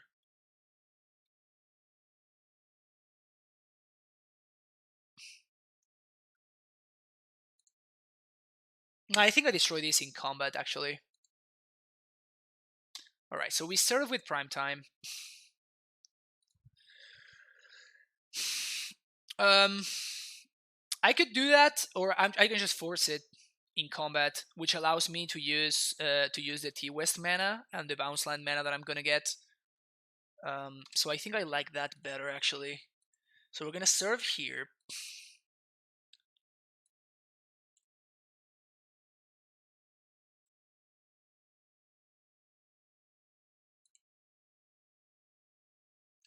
Oh yeah, so this is not lethal. So I guess I'd rather do.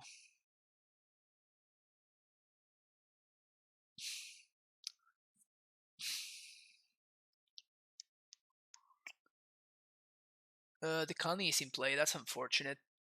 Yeah, we're just gonna get a ton of zombies here. Yeah. We die to dust, but that's fine.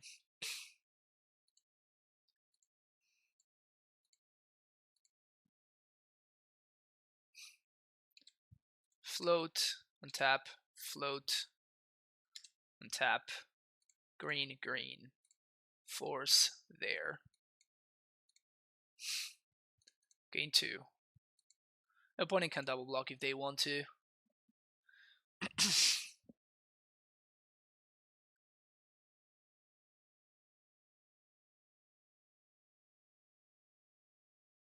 I'm fine trading with a Smasher here. Then I'm gonna play. Okay. They are not fine trading with Smasher. They take 4. They have a Thought Knot. That does not really matter. So this is basically, does my opponent have land plus all this dust or bust? Making a serious amount of zombies here.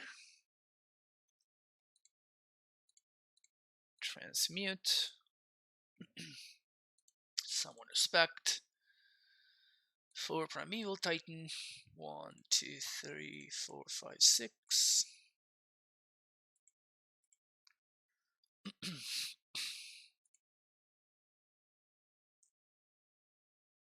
And I'm not gonna transmute here because my opponent is showing me that they have a Thought Knots here, so not much point in me transmuting right now. Make a lot of zombies. And even if I could have like gained some extra life if I wanted to and stuff, but like what's really the point? Like I'm dying to land plus all this dust anyway, right? So can you beat this opponent? No. Pact of Negation is in my sideboard. I side it out. It's very bad in the against the Chalice deck. So no, we can't transmit for Pact.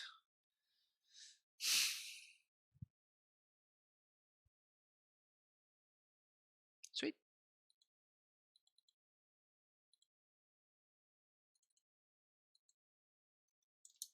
One and 0.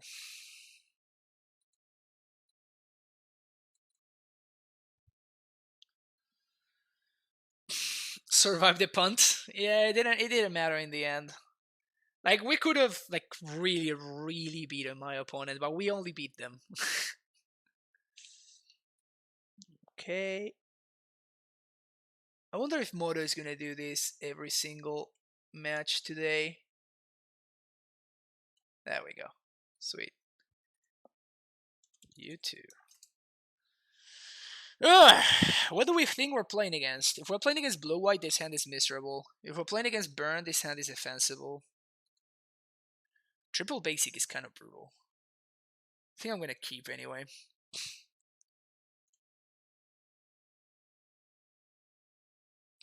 We're gonna play turn 1 Snow-Covered Forest in case we draw steerings.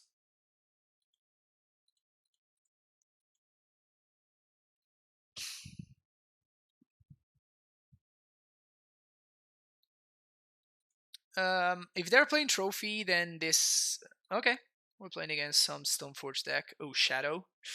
Ooh, I guess this hand is... Never mind, this hand is okay against Shadow. It's not great, obviously, but it's okay. Mardu Shadow.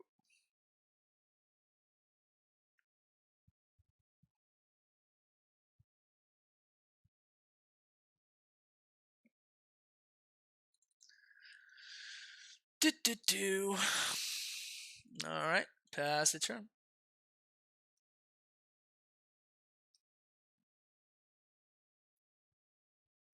Hopefully they don't have a Thoughtseize. Scholar would be kind of brutal too here.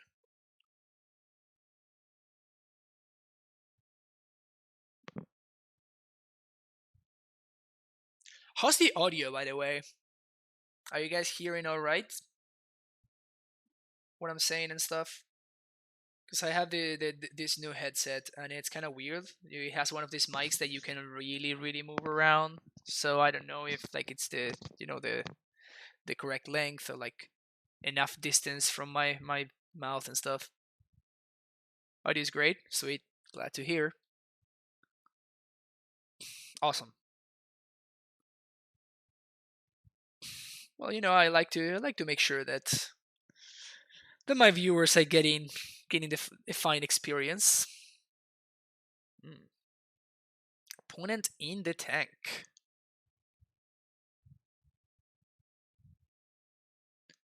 If they go ahead and they like finally Thoughtseize me here or whatever, they're gonna get very rewarded.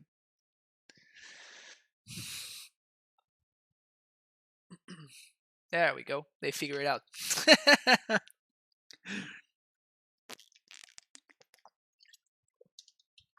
That's what the tank was about. Shadow here. Oof, that's brutal. That's an insane opener.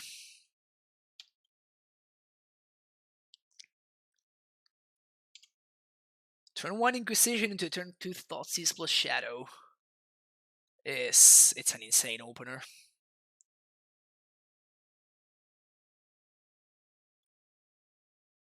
Well, at least this time they whiffed.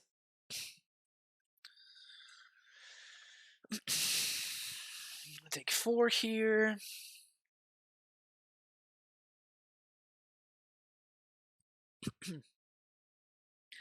Missing the Groves days. I don't think they Grove. Like, what would a Grove be doing here? Just like making the Shadow a 3/3 instead of a 4/4?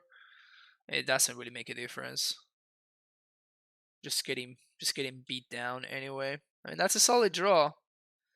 So now Titan off the top just closes it.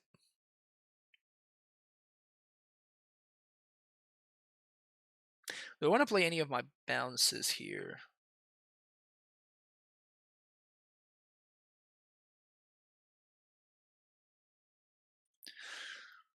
If I draw explosives, then I'm gonna be explosives on. I'm going to play it on 1 anyway. So having extra colored sources doesn't really make a difference. So this is Titan or bust. If I get another turn, obviously.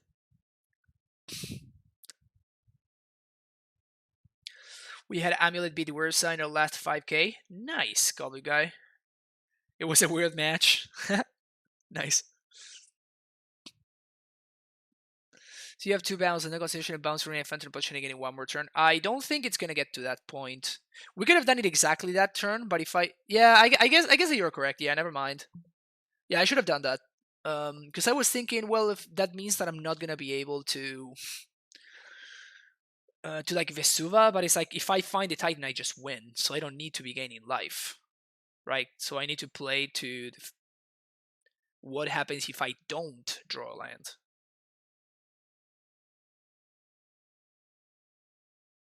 Here they just like Thoughtseize him for the life loss, basically. Because they know my hand.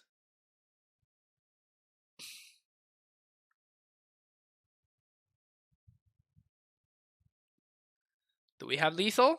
No, we don't. Yeah, maybe I should have done that last turn. I should have sequenced my lands better. So let's play the... I don't think I want to play the Amulet out, actually.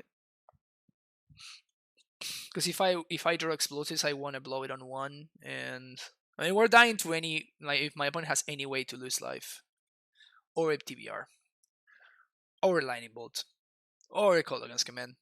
We're just dying to most of my opponent's deck here.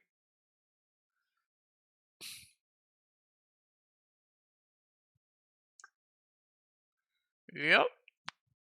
So you were right. I could have bought myself one more turn. I wouldn't have gotten there, but it was still correct to just play the bounce on the previous turn so I could gain 2 more life. Alright. Mardu Shadow. We want Bug, 2 Abrades. Excavator, Sage, Baloth, Queen, Ballista, 1 Scout, Negation, Pact, Steerings, Relic, GQ.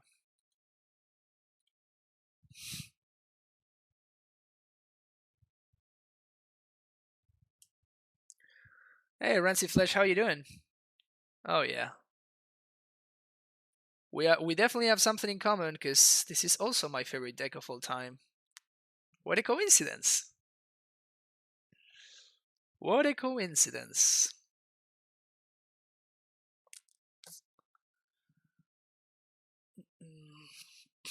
The Mardu Shadow matchup is pretty bad, so I'm not particularly surprised that we lost that game 1. You see what they do to us, you know?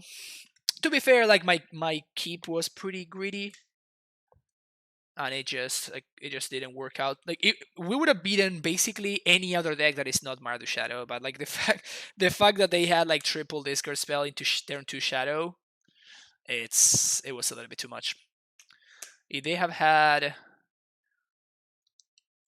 if they hadn't had the turn 2 Shadow, or if they didn't turn, I guess they had like a bunch of discard spells, so never mind.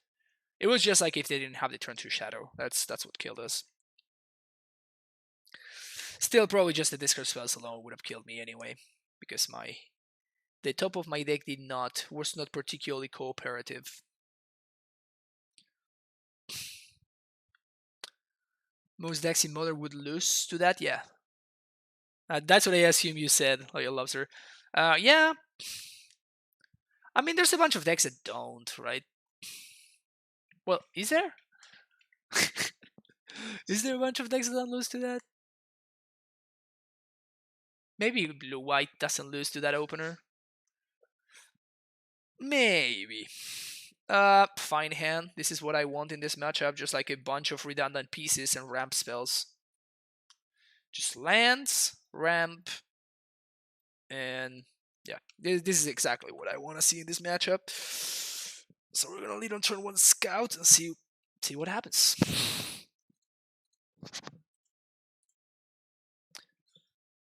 This is also nice because my opponent needs to like spend their turn answering the Scout, so they cannot answer my hand, which is cool.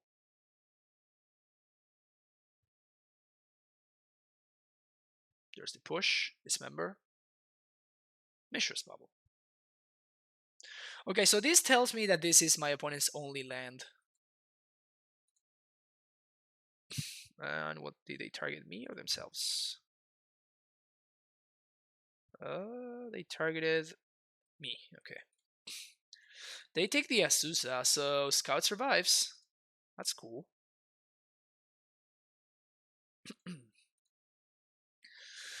Steerings first in case we find... Ooh, we found Karn. Is Karn better? I think it is. Basically, Karn demands a second Thoughtseize from my opponent. And at that point, they would need to have Thoughtseize into Inquisition, Thoughtseize into land push. So that's probably less likely. My opponent does have perfect info, though.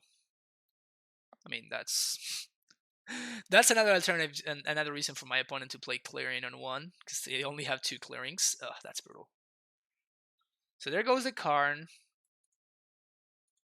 That's fine, because we can pick it up later. And this means that my scout is still not being answered. Let's see what we draw here. Oh, we're gonna try to get him.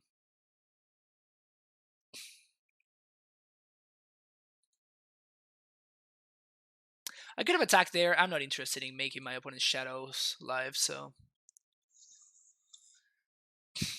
Oh, C-Match, how you doing?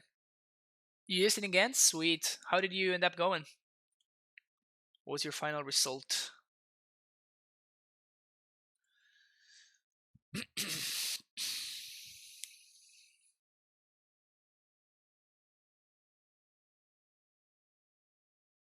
Let's see whether they tap out here.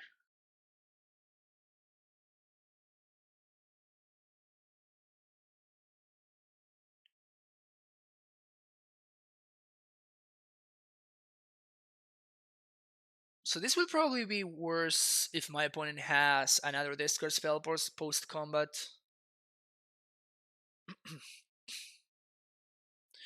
If they don't attack, I'm gonna flash in the Garrison EOT.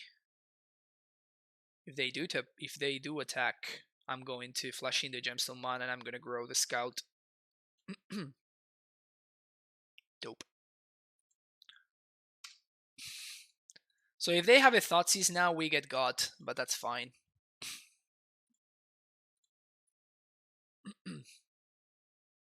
Redundant Scholar would also suck. Unearth also would suck. But that's fine, probably.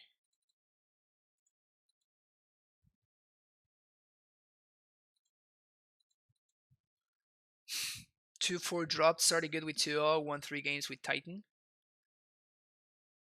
That can be rough, but that's competitive magic in a nutshell, basically. So it can be rough, my friend. So we just Karn minus for EE, right? My opponent is short on lands. They don't have red mana, which is important because that means that they cannot wear Tear.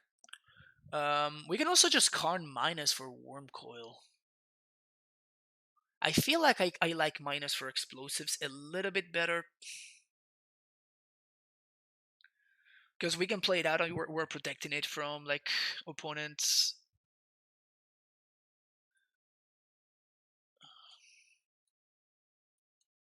From my opponent's potential discard spells. Yeah, I think I'm gonna just minus for explosives. And just play it on 1. If my opponent has Hex Parasite, I get completely blown out. But that's just a one-off. That's just a one-off. I don't think it's worth it to play around the one-off.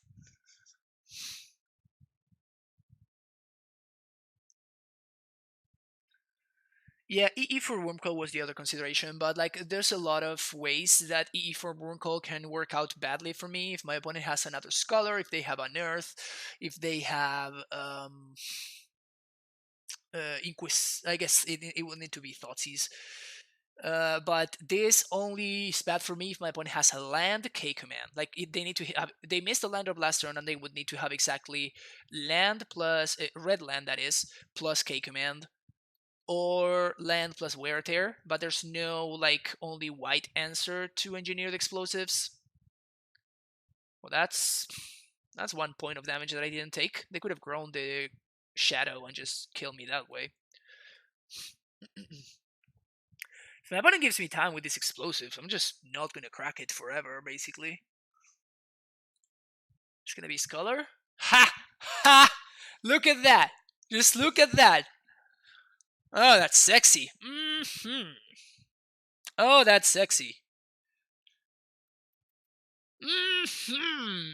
Speaking of sexy,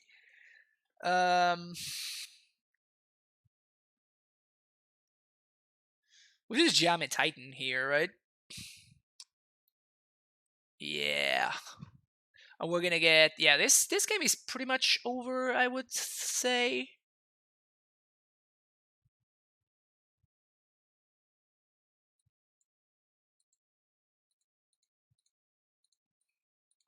Unless my opponent has like red source TBR, that's the only way that I see myself losing this game. Now we get field. I don't really care about Bujuki Bog, so I will get field plus Simic Growth. Kalni is another option. I kind of want the blue source. Yeah, I think it's gonna be Simic Growth.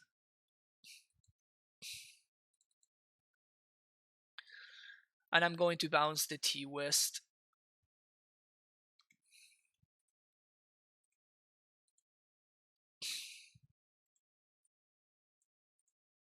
And we can take our sweet, sweet time with this engineered explosives. We're in no rush. Yeah, I don't like landing Hornet Queen because that means that I need to pack for it and then pay for pack next turn, and I'm not developing my mana. And base 2 zombies are basically half a Hornet Queen anyway, right? Except now, just by making land drops, like Azusa is an amazing draw now. Just by making land drops, I get so far ahead.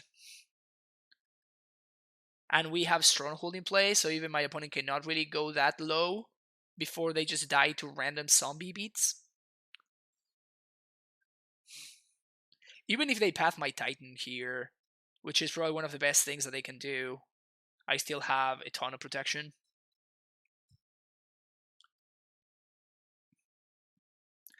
Yeah, I'm going to be using next turn to explosives, most likely, at Sergio. So that's why I'd rather have the bounce land here instead of bouncing something else. And I can always use this blue in order to play the gemstone, and this will give me access to one more mana next turn. Fulminator Mage, that doesn't do it.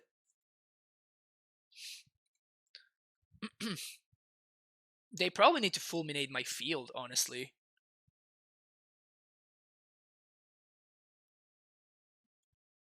Arthur Costa, thank you for the follow. Also, this means that I untap with Titan. And this also means that this Shadow is not lethal this turn, so... Why didn't you play untap lands to be super safe?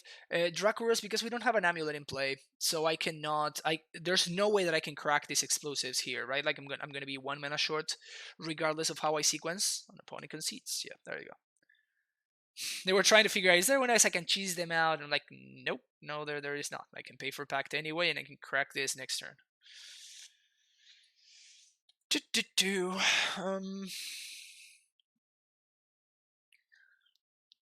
Of course, that pact draw was very good, but like I think that we were probably going to get there anyway. It was the fact that my opponent could not answer my scout, and they just attacked into my Karn.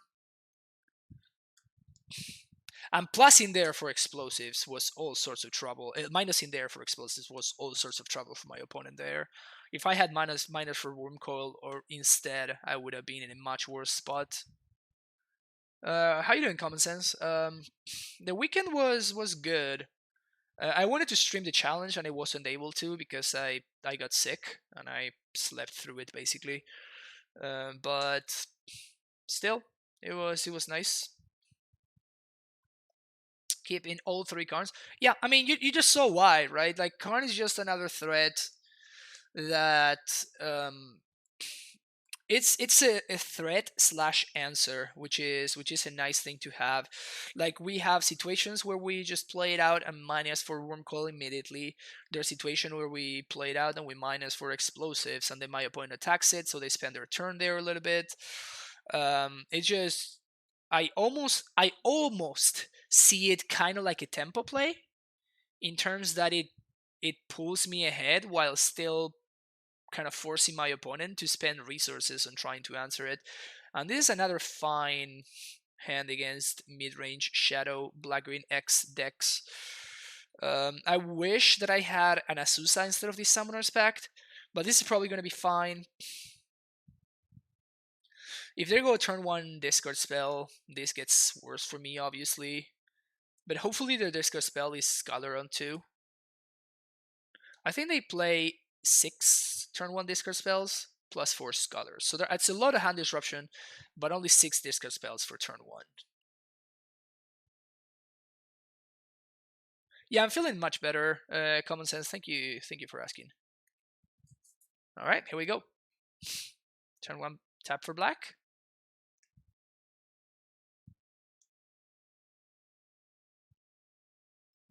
More bubbling.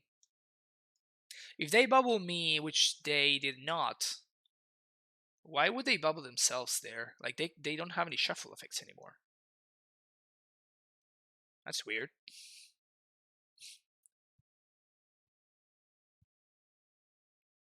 Alright. Maybe they have Fatal Push? I just don't see why you would not bubble me there.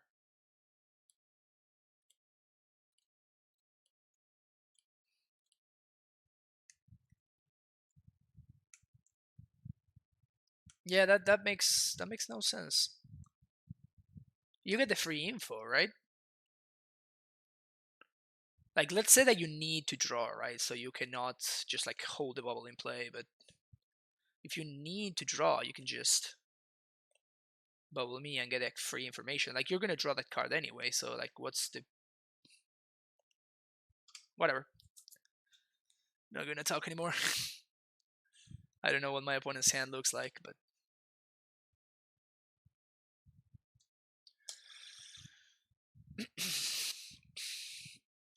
If this is a Scholar, I think I kind of like my position. Because this means, like, if they don't kill the Scout here, this means that they cannot fulminate me on turn 3, which is pretty sick. Alright, yeah, this is fine. They're probably gonna take... I don't even know what they would take here. Probably the Prime Time itself?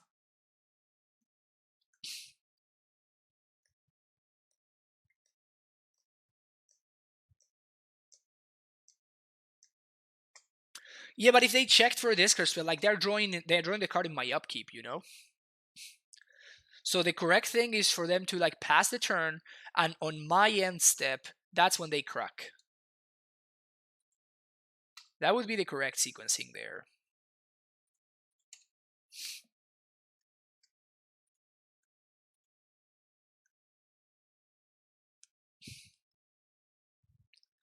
Not if they have Street Wraith. Oh, okay, yeah, that makes sense.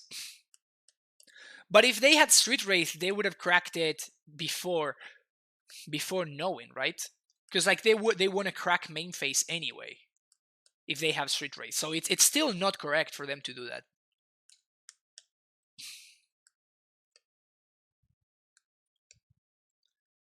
Yeah, but if they did have the Street Wraith in hand, then it's better for them to just like cycle and then see what they draw afterwards. You see what I'm saying? Like, they're drawing that card nevertheless. There's a Shadow.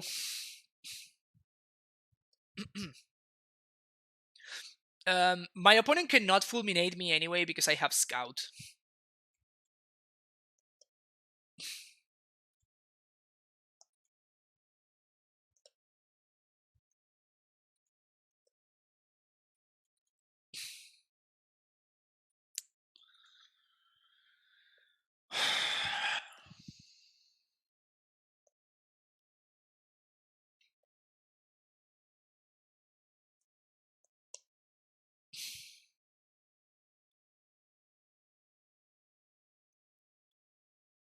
I think I transmute for a redundant Summoner's Pact here.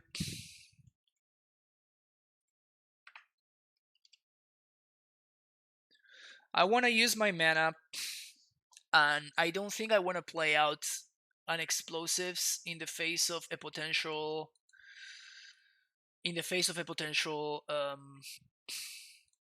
call against command.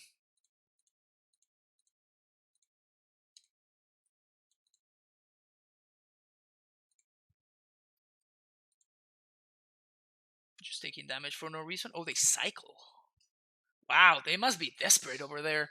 Yeah, so I think that playing around this card was correct there.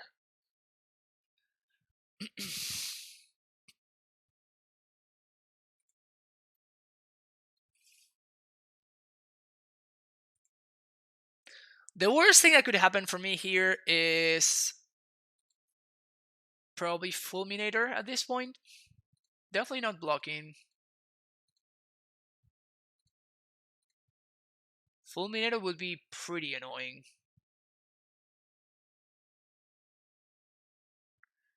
It would probably force me to back for Azusa, which is not what I want to do.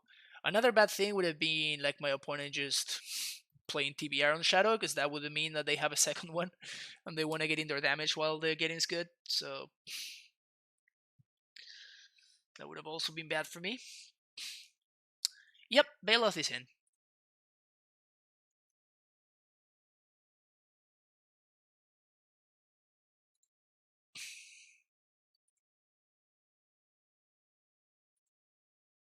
Opponent deep in the tank.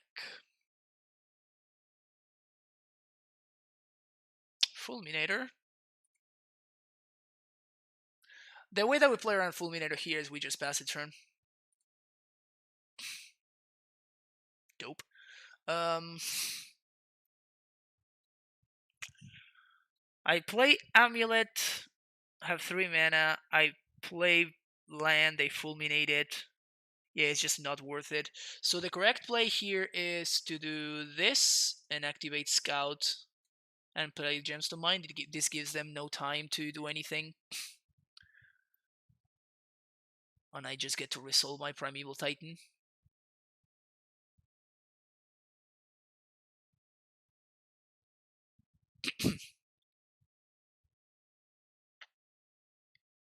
We're gonna die to Fulminator, like double, like 2 ways of recurrent Fulminator, basically.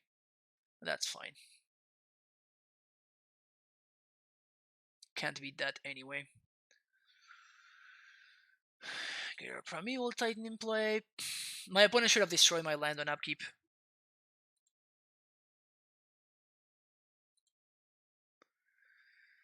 I don't think I want to field here. I think I'm just going to Kalni Radiant Fountain. Is what gets me the furthest away from dead.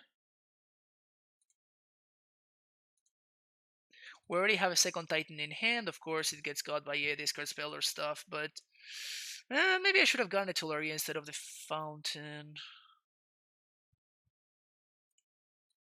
We're going to see what happens.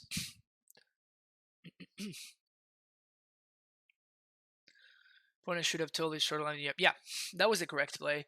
Because without an Amulet in play, that takes me off of Titan mana. Play Amulet, play Land Fulminated, Dub Scout, play another land, 5 mana, Pact for Azusa, 6 mana, Titan Wind, right? Am I missing something? Oh yeah, you're right. Yeah, they were tapped out and they had attacked, right? They had no blockers. Yeah, so I guess I missed lethal there. Yeah, you're right, Loyal Lobster. You're right. I was trying to figure out if I had enough mana, and I guess I did. I didn't think of the line of packing for Azusa as well. That's very cool. Nice, Loyal Lobster. That's a really good line. Plays around Fulminator very cleanly.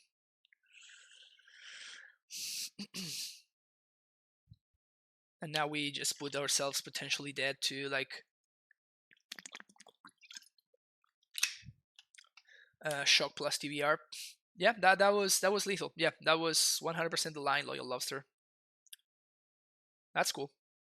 Yeah, I was trying to think if I had enough mana and I could only make it to 5, but I didn't pick up on the fact that my opponent's actually at 8, which means that I wouldn't need to double strike the Titan in order to kill them.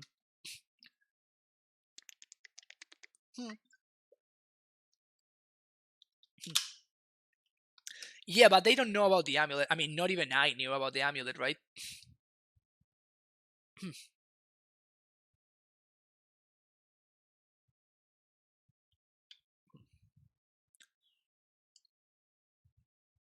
Yeah, so I mean, for on their side, like if I were them playing against me and I don't have information about this amulet, which they didn't, then upkeep fulminator is 100% the line. Then with the way that our hand worked out, it was better to not.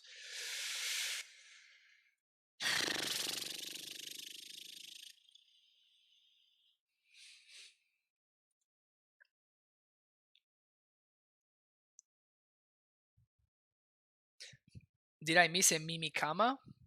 I don't know what you mean, Bilemane.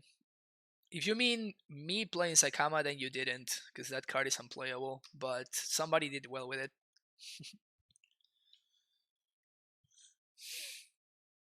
So this could mean multiple things. Number one, they could have Cycle, Street Wraith into Timur Battle Rage. If they just have Timur Battle Rage, I don't die,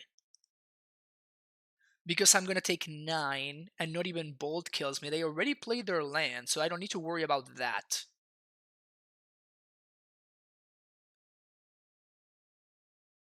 So I think we just chump block here like this. If they have Street Wraith into TBR, I die, but that's fine. And I don't want to expose my Titan die into a Call Against Command. So this is going to be probably Ranger Captain for Shadow, and then crack Ranger Captain on my upkeep. Which is going to be kind of awkward, but I can still beat this.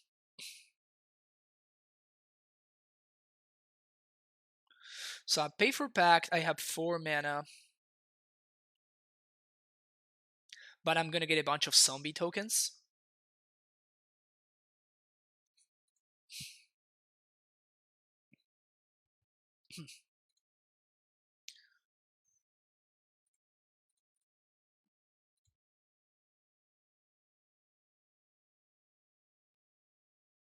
Did they just do nothing?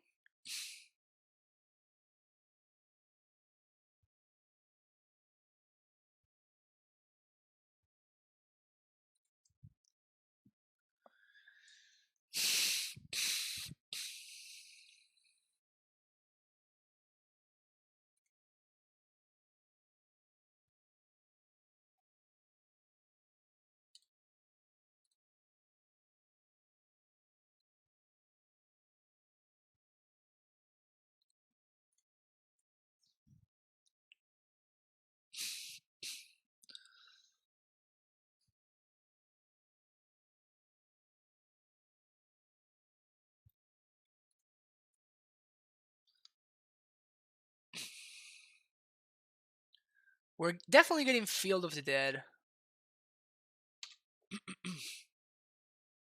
And I'm definitely attacking with this Primeval Titan.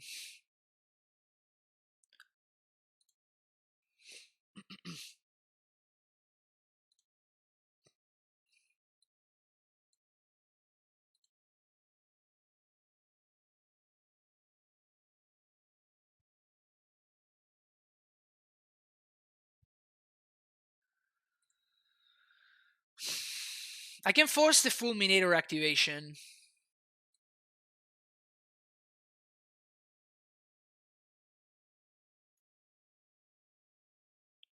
And I can force the Ranger Captain crack. I don't have Ballista.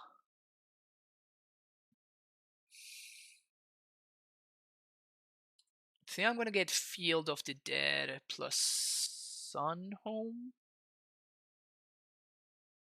Yeah, so I guess this actually forces the Fulminator activation here.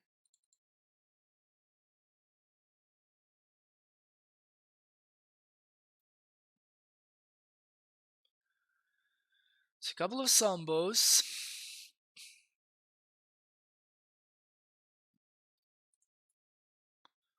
I don't think I care about that. Do I?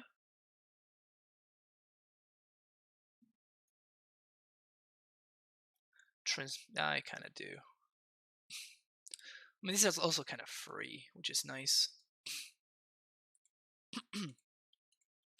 So now I can play another Titan, or I can attempt to transmute.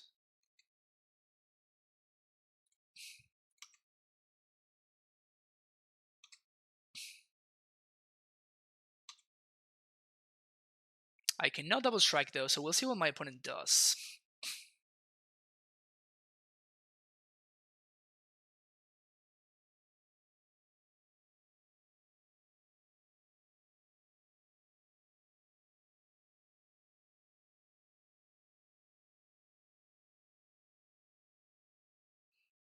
This is a tight game. This is a really tight game.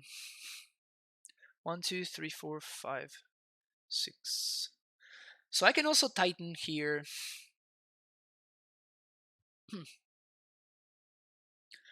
So that's the thing. I think I want to play another Titan here.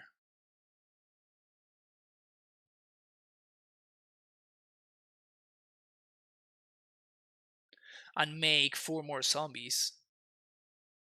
I can make 6 more zombies. Because my opponent can sack Ranger Captain in response to the transmute, and if they do that, then I am left with nothing, basically. Okay, this makes things easier.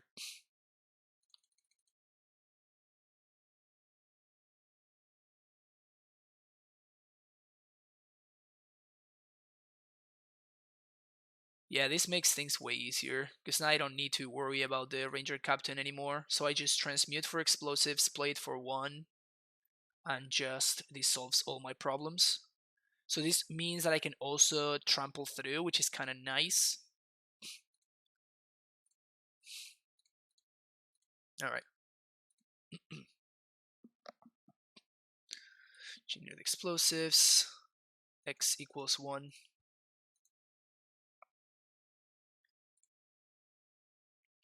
No need for a crack this right now. They concede. Alright. That was sweet. Before we jump on to the next match, I will take a nice little 1-minute break while I go to the bathroom. We'll be right back.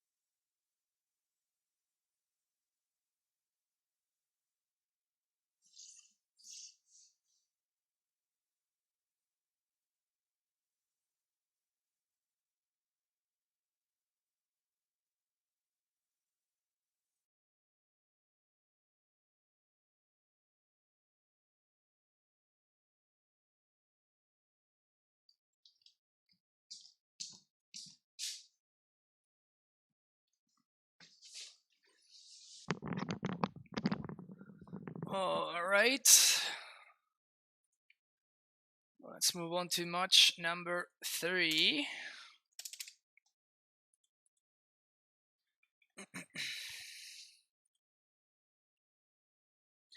Alright, seems like Moto is gonna do this every single match. Exciting. Exciting. How you doing, Asgard? Nice to see you. This hand is too slow. This is the kind of hands that if this were the other way around, I would probably keep. Meaning, if this was an Azusa and this was a Pact, but as is, this is a turn 5 Titan at best. We can do better than that. This hand doesn't really do anything, and it's already a mulligan anyway, so probably try again. And this hand is beautiful, you see? You just mulligan. I'm gonna keep this. We're gonna bottom Ghost Quarter. And this is the real thing. Like, this is a turn 3 Titan. Okay. Same deck list as the 10-0 day. Yeah, it is. We can turn 2 Karn with this hand. I'll put him most to 6. I think I'm gonna turn 3 Titan rather than turn 2 Karn.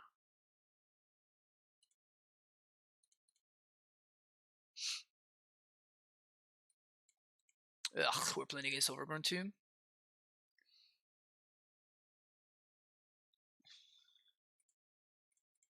That's a bad draw. Certainly a very bad draw. I tested once upon a time this weekend. I was very impressed with 3x. Yeah, that's where I'm going to start. I don't think that we want to do. I don't think that we want to do 4. That seems like a little bit too many. I think we just turn 2 Karn here. Just plus on nothing.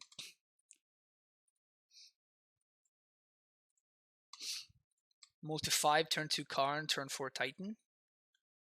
No big deal.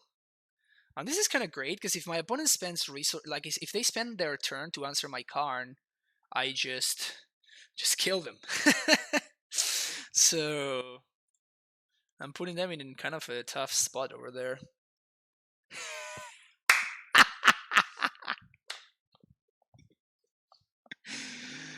That is certainly an early concession, but I will take it. That is certainly an early concession, but sure. I guess my opponent didn't know when to play. All right, +1 Bog, 3 Abrades, Ramunap, Bailoff, Queen, -1 Ballista, 3 Scouts, Negation, Summoner's Cavern.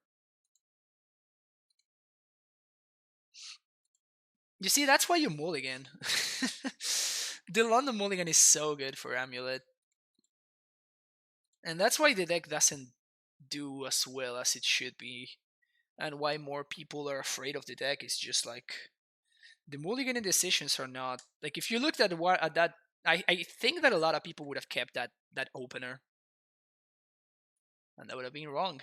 And a lot of people would also keep this hand, and they would be correct. We're gonna keep it.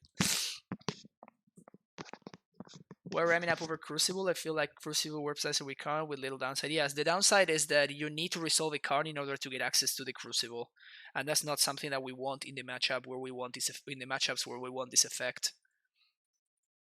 I explained it a couple of times. It's weird. Like it's like you would think. Like I was in the Crucible boat for a long time myself. I was on the Crucible boat for a long time myself for sure, but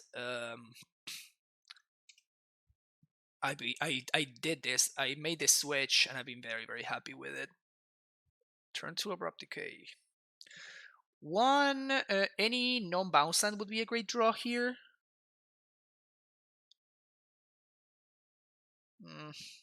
Oh, draw step Surgical Amulet. Love it.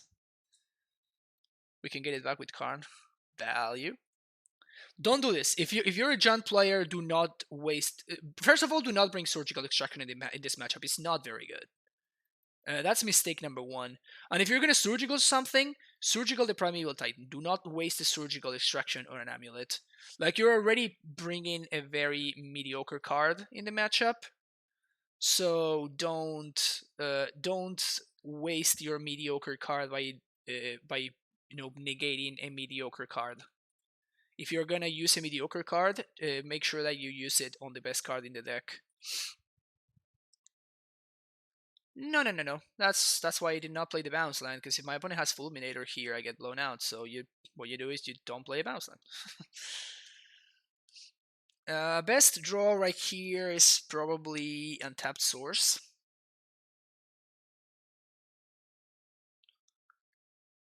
It's a Lightning Bolt. That's not bad, I guess. Ugh. I think I'm gonna need to pick the Tularia West.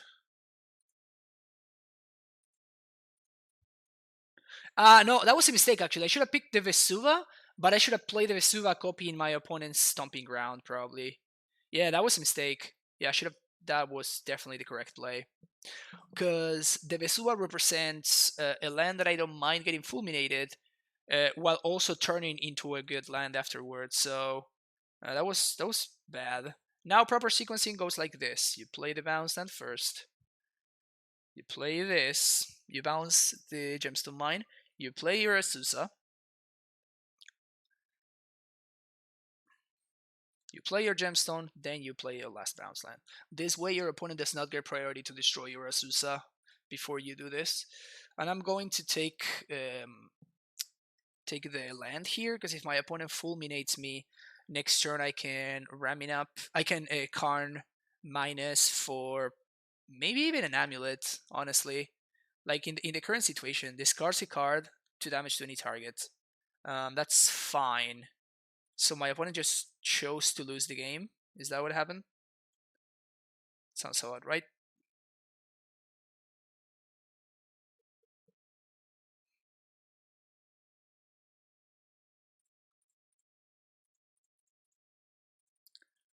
GG's.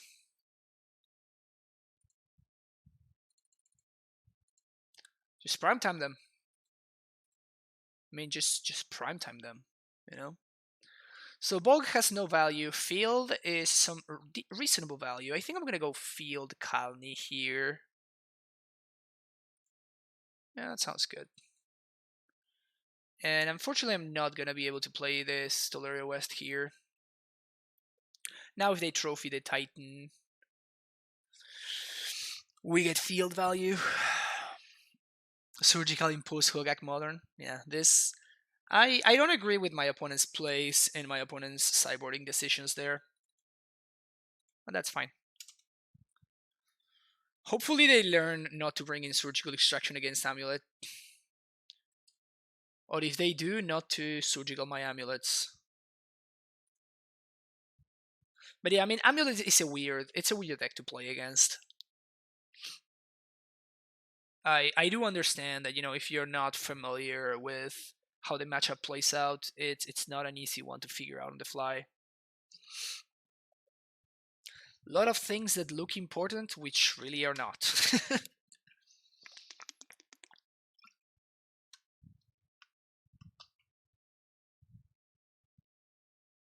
Any consideration to fourth Tolaria West? Not really. Snapcaster. The main thing for the T West is that you don't want to like overdo it on this effect. Because it's a tapped land that taps for blue. Blue is definitely a secondary color, but any land that does not tap for green has diminishing, like it needs to be very good. And Tolaria West is a card that has diminishing returns past the second one. You very often want to see the first one, but it's more of a tutor target rather than a card that you want to naturally draw. And the more copies that you play, the more you're going to naturally draw it when you don't really want it. God damn it! Come on, Moto. I like this hand. Any land or any amulet, and we kind of explode. We're playing the mirror. That's sick. All right, so my opponent is. Never mind. I am advantaged now. I was gonna say they are very much ahead, and then I drew my own amulet. So unless they have a second amulet, I have a Scout Azusa an amulet. So I think that I am ahead right now. This card doesn't do anything.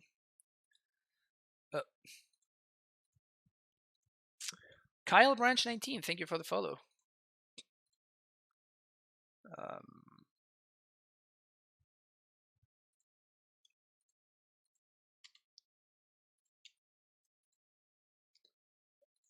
And we're gonna play out the gemstone. Play a Susa. We're gonna play a Ballista for 2 here. To stop my opponent's potential Asusas. They don't seem to have another amulet, otherwise they would have played it.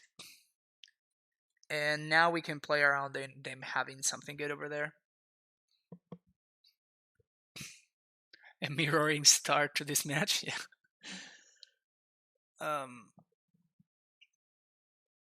I hope for 100% amulets, honestly, yeah. I mean, I 5-0'd yesterday, like in the league right before this one, so...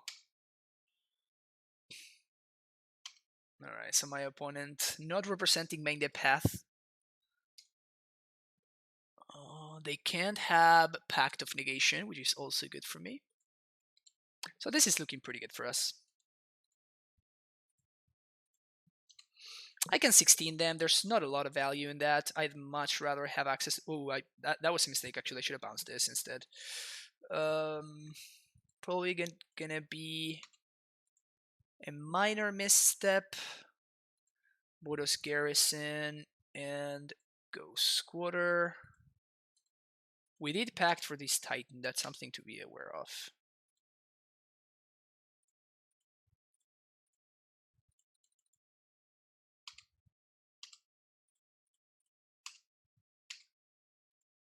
So I can have 1, 2, 3, 4, 5.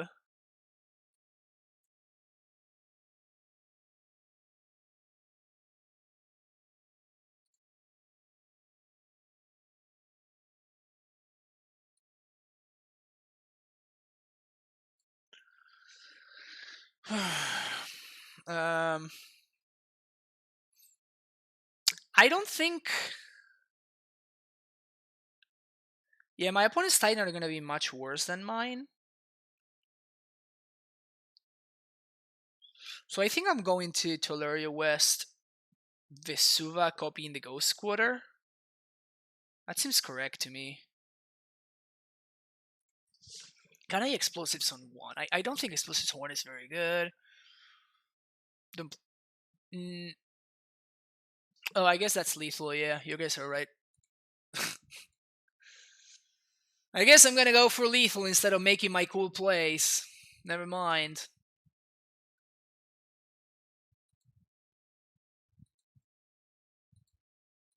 You guys are no fun.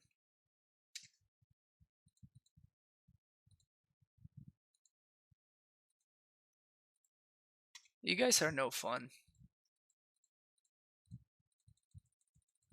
I was trying to figure out like the coolest possible line and how to like get through and everything, and then I'm like, oh yeah, that's right, that's lethal. Stupid Ballista being lethal. Chat lethal, hope new meaning. For real though. Alright, GG's chat, you got me. You got me. Alright. Sideboarding for the mirror. Bog. 2 braids. Rex Sage, Excavator. Ballista out. Explosives out. 1 Karn out. Relic, Kalni.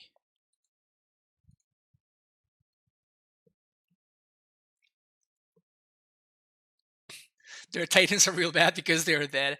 Why bring in Bog? Because of ramming up Excavator. This is one of the most important cards in the mirror match.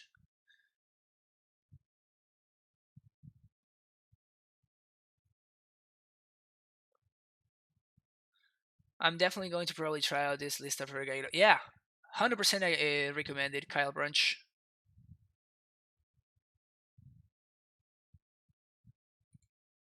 I think this list is very, very good. Been winning a lot with it. 100%.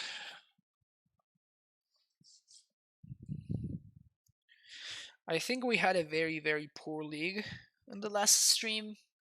So now I am actually a little bit below 80% with this list. But I think that the list is very, very good. Man. I think I'm gonna keep this hand, but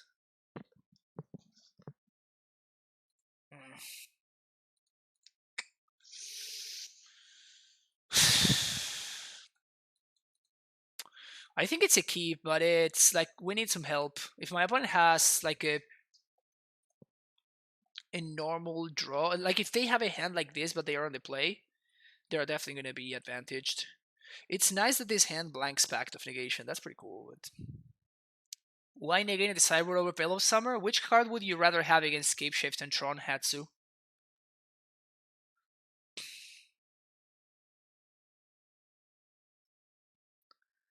Yeah, I think I'm going to keep this hand.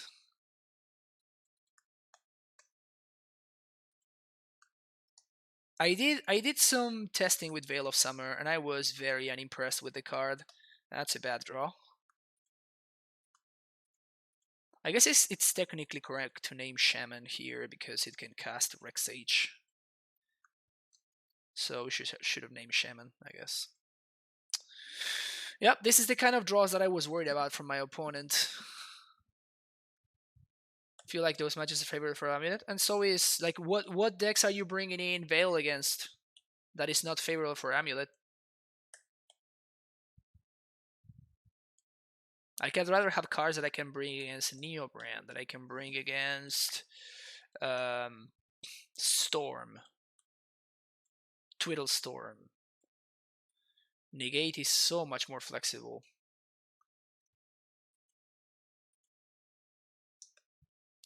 Tron and Scapeshift are not good matchups. It's the conflict matchup. Yeah, but I think both of them are kind of like 50-50. Second Amulet, no second Amulet. Yeah, that's good. So they have T-West ×2 in hand. And that is a terrible draw.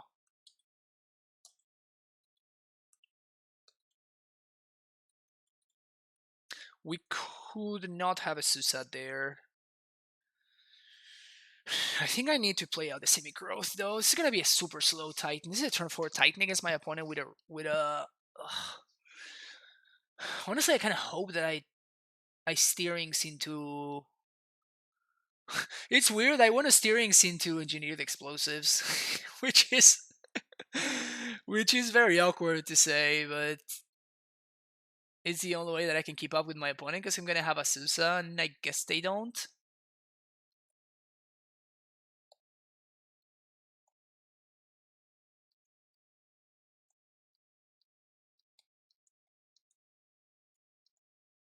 Uh-oh.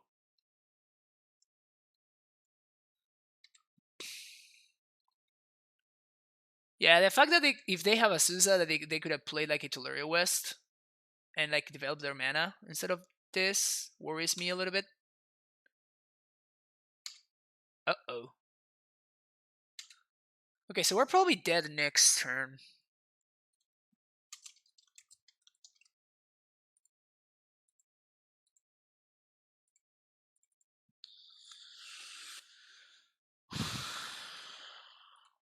That was a painful use of a bounce there. Ugh.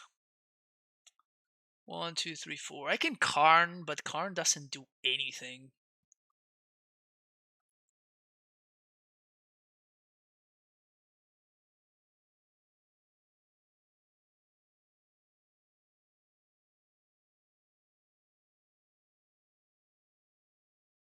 All right.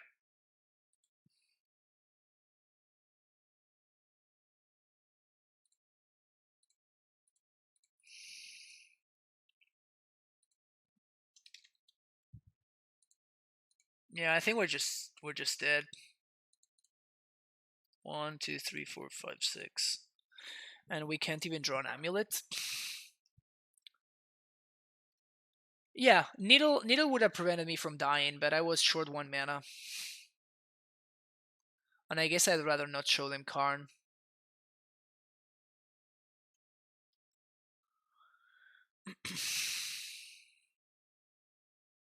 I mean, they might not have a natural Titan. I guess they have double T West, so they can transmute for Asusa and then transmute for Titan. Maybe they don't have lethal though, and they can just chomp. And if I draw Ghost Quarter, I can maybe get him. There's a transmute.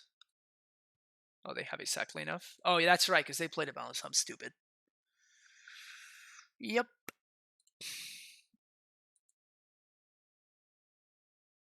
Nurse Prime Time. I also cannot,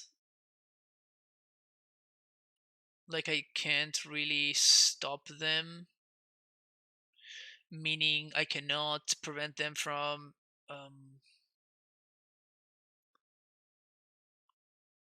paying for pact and upkeep because of the scout. Yeah, Trinket Mage is much better in the mirror match. You can see why than Karn.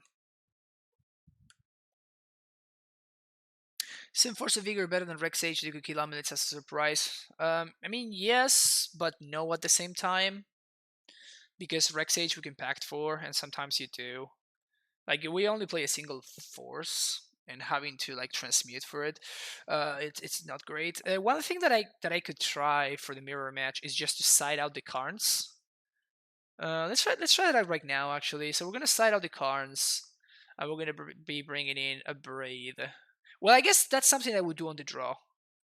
So on the draw, I would take out all the Karns and I would be bringing in a Braid and Force of Vigor in place of the 2 Karns that I took out, that I keep in. I mean, I think that on the play, I'd rather have access to the 2 Karns. Yeah, my opponent has lethal. I'm just not gonna make them go through it. I mean, we cannot come back from this. On the play, I think that I want the Karns better. Yeah, I guess that on the play I'm gonna do this, and on the draw, I'm gonna switch things around. So that's a couple of things that I want to change in the sideboard guide, which I'll do later today. I was playing against Stretch yesterday, and I realized that I want to make one slight change. I guess I keep this. It's an awkward one, but it has a lot of potential. Bingo.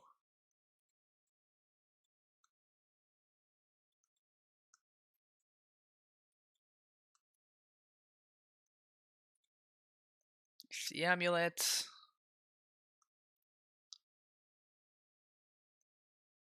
That's actually not a bad draw, because this allows me to combo them out next turn if they don't answer my Amulets. Turn 3 kill. Do you got something? Played a lot of Tron matchups. He's atrocious as that turn 3 card on the play. Oh, so my opponent has a turn 2 kill on the draw? I guess that's better than my turn 3 kill on the play.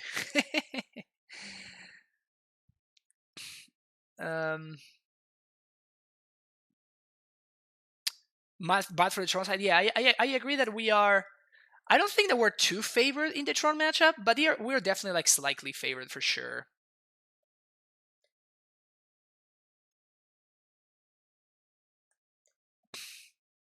All right.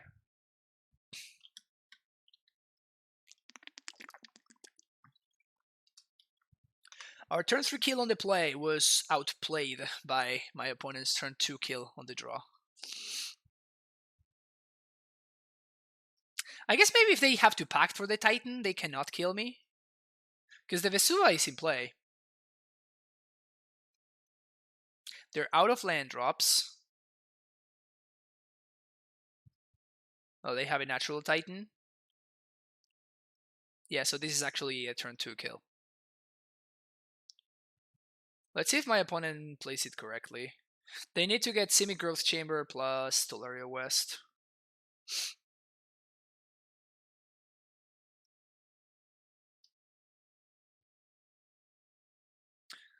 I think Tron is a dog to both other big mana decks, but turn 3 card on turn 4 almost solves your issues in almost every matchup. Yeah, that's a very fair assessment. For sure. It's 2 match difference between Radiant Fountain and Cabaret Crossroads. I'm missing Fountain and my Laced. I'm missing Fountain and my. I don't know what Laced means. Oh, List.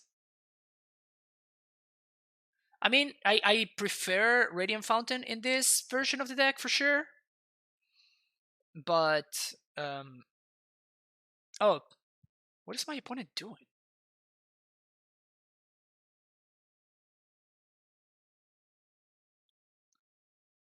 Are they just going for the VM value? Just the overkill? I can appreciate it.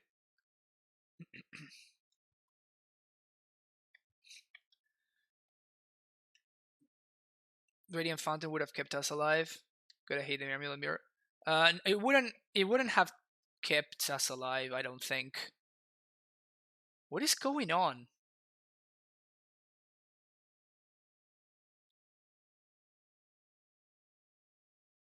I mean, I can't kill them because Ghost Quarter unless I draw an Azusa.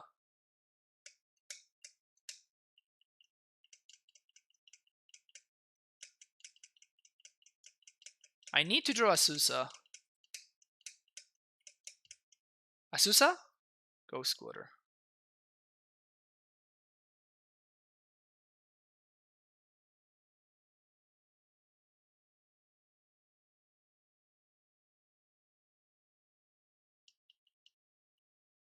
I guess they have Stronghold in hand, huh? If I Ghost Quarter here, they pay. If I play my land to try to play my Titan, they Ghost Quarter.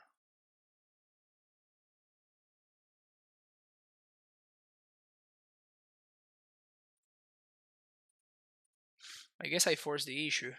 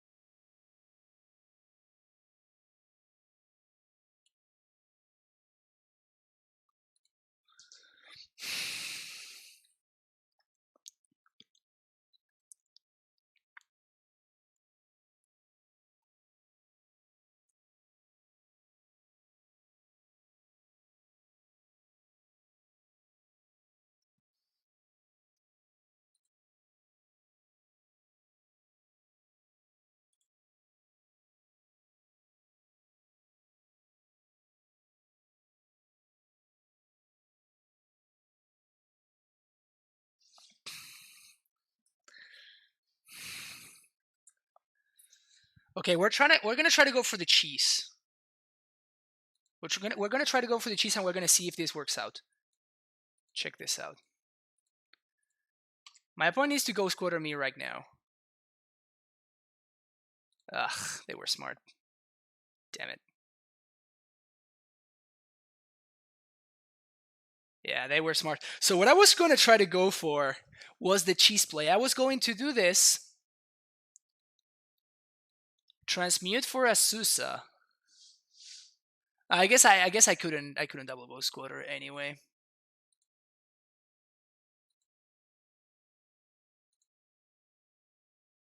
Never mind. I was attempting to double Ghost Quarter them, but it didn't work out.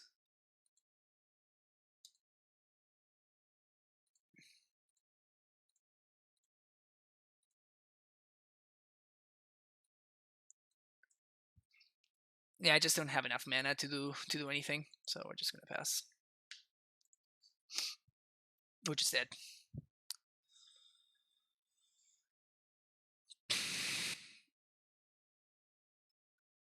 Yeah, going for haste doesn't really work because my opponent can just like Ghost Quarter in response.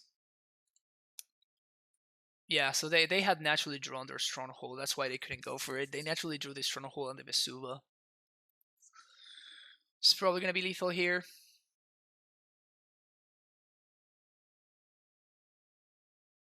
They're out of Ghost Quarters though.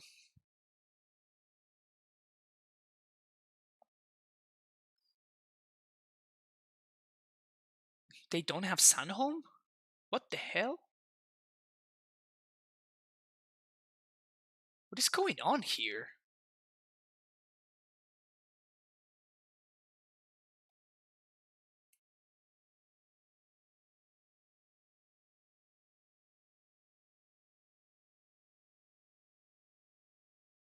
This is not lethal.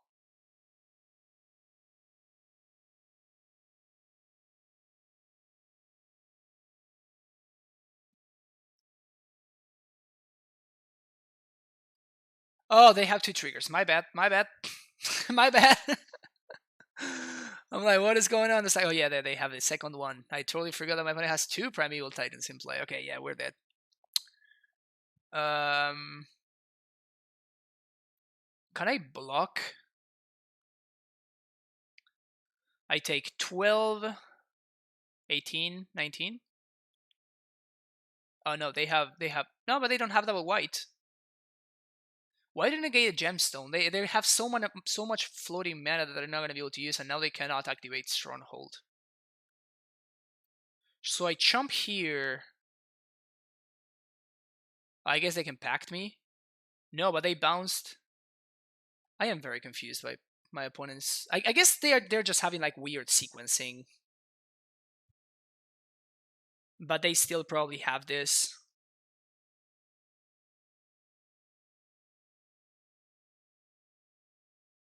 Like at this point, they just had the turn 2 on the play and the draw, so it's not much that I could have done.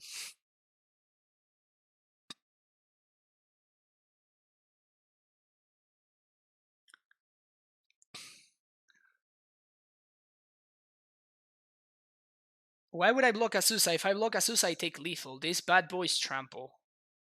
This is a forced jump, right?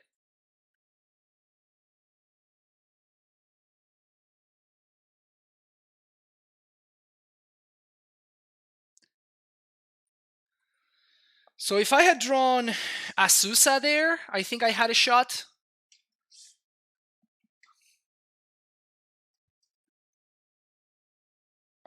If I had drawn exactly Azusa there, I probably had a shot because... No, I guess I couldn't. My opponent is holding up Force of Pact of Negation.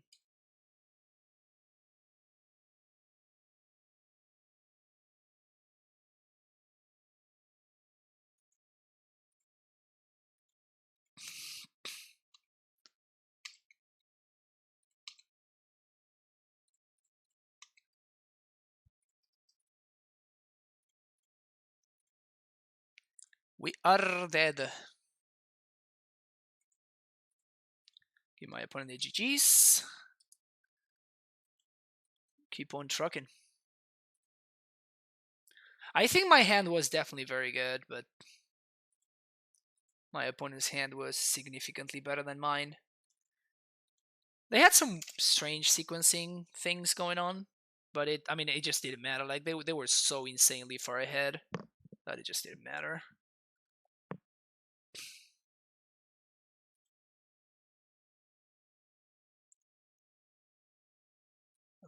Okay.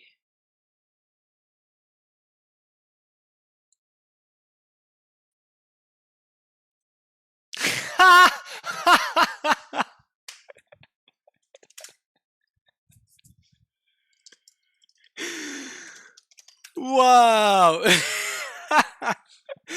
So we're playing against Andrea, who also played Amulet. He says, "Hi, master." That's hilarious. Andrea says, "Hi, chat."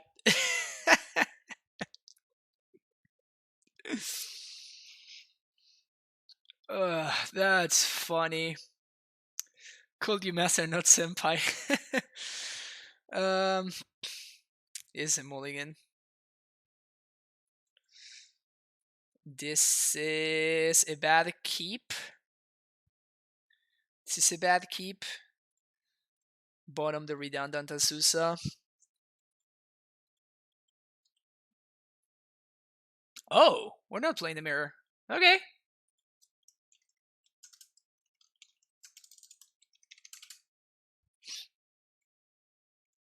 I'm gonna steerings here.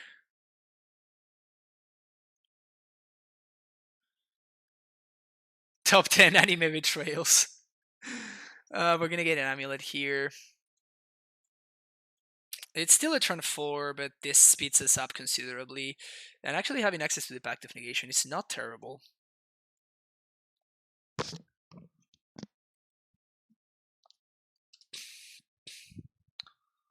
When a Titan looks like rising in popularity, yeah, I guess it is, huh? Who would have thought?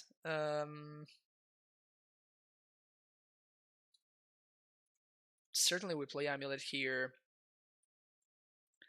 And my opponent being on a one-lander makes me think that it's probably more reasonable for us to survive. This Goblin guy was a 1-mana deal 6, which is pretty insane. Oof, my opponent's draw did not work out. I guess I could have played the field there. That's fine, whatever. It doesn't really matter. My opponent is dead next turn with Pact of Negation back up, so we got him. Since the start of September, I got a Snapcaster Mage, a Sophia, and a Mystery Forest thanks to the stream of the guy. Oh, thank you, Jose. Glad that it's been working out for you. 100%. I'm gonna chomp block here. There's no need for me to leave myself dead to like a land lightning bolt or something. Rather stay at a healthy 8. And this is a furry steerings, so it's worth playing. Yep, there we go. So now it's lethal instead of being just very good.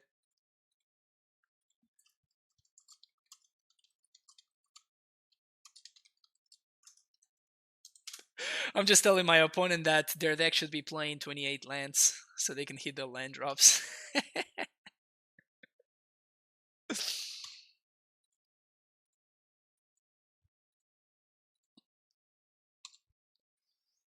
What's this? Titan into dead. I'm gonna see when I show your subs how the deck works. I'm gonna double Titan. Do you guys want do you guys want to see how this works, or would you rather him concede? It doesn't matter to me because I know how the deck works.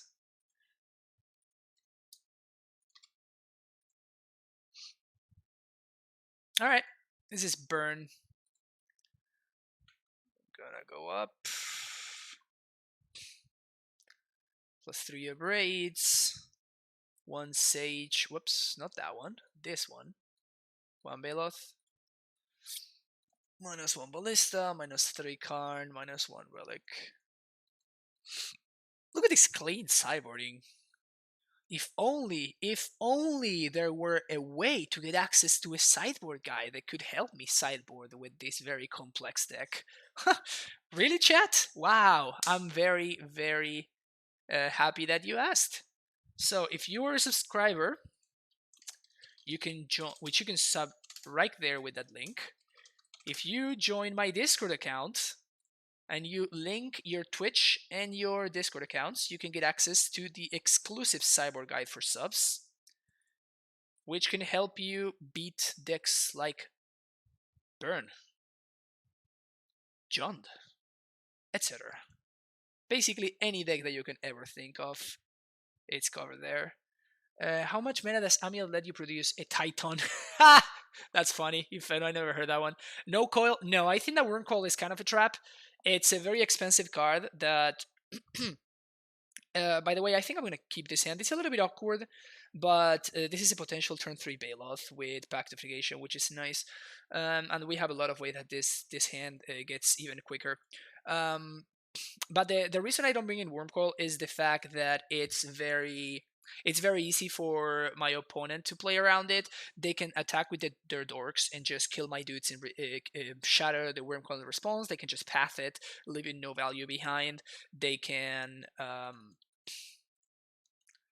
they have like a million ways to answer it, and all of them are bad for us. Nice. So I think we're going to use turn 2 to play explosives.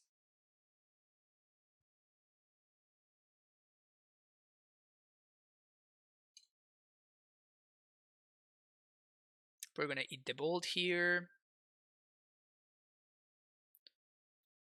I'm going to play Exilus on 2 and play like Gruul Turf, I think. I guess Semi-Growth. It's better to get that one. You see, there's Suspending Rift Bolt, so This gives us more value. If they're playing Molten Rain, we get punished, obviously. But now this plant token is actually going to soak up a little bit more damage. But yeah, especially with Skullcrack, it's so easy for my opponent to play around the Wormcoil. It's very slow and it doesn't like straight up give you the life immediately, so it's much slower. Much slower. This time around, I'm definitely going to chump. 100%. Bold face. Yeah. Yeah. All right. So we take 3 here. We're going to take another 3 over there. Block. See what we draw. Nothing good.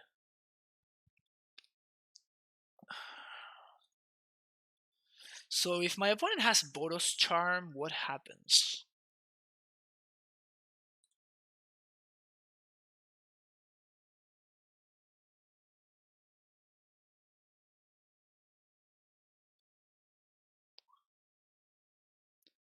They have Boros Charm. I chump there. They make their dudes indestructible, and then I know they don't have Smash, because otherwise they would have smashed my explosives when I couldn't sack it. So I'm gonna block here, and then I'm gonna take 3, going down to 2.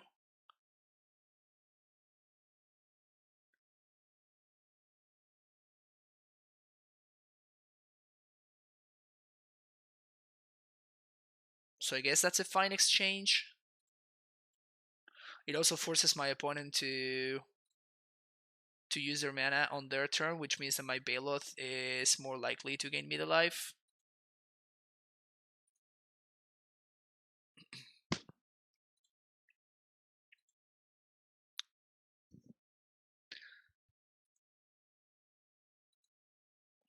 One of 5. Double 1 mana burn spell. Path to Exile. So I guess they do have the Boros Charm. And we get severely punished.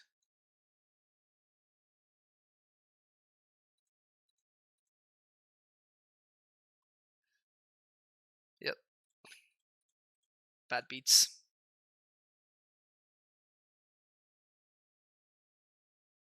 Yep, there we go.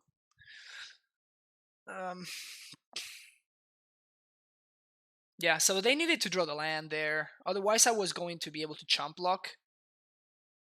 And that's why I was thinking that it was worth it to do what I did. But this is obviously a way that I get punished, right?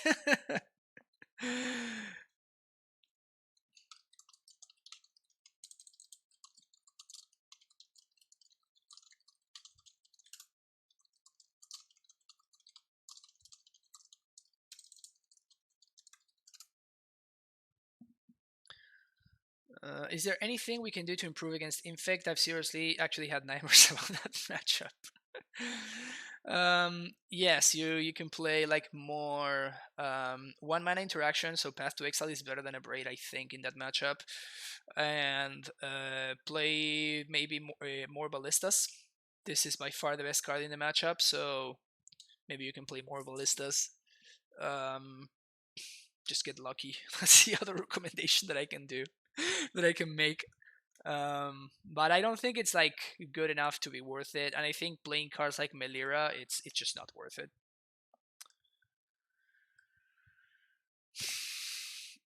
What do you think of Once Upon a Time? I think it's gonna be very good in Amulet, but I don't think that it's as broken as people have been saying it is. I think it's gonna be. I'm definitely gonna test it, and I'm gonna start with probably 3. But I don't think, like, I think that people are focusing too much in the best case scenarios, and the bad case scenarios are actually pretty awkward for us. So we're gonna see how it all plays out. But I don't think it's gonna be like insane. Yeah, we're gonna move this. I guess we keep this. Bottom this. This is so awkward, man.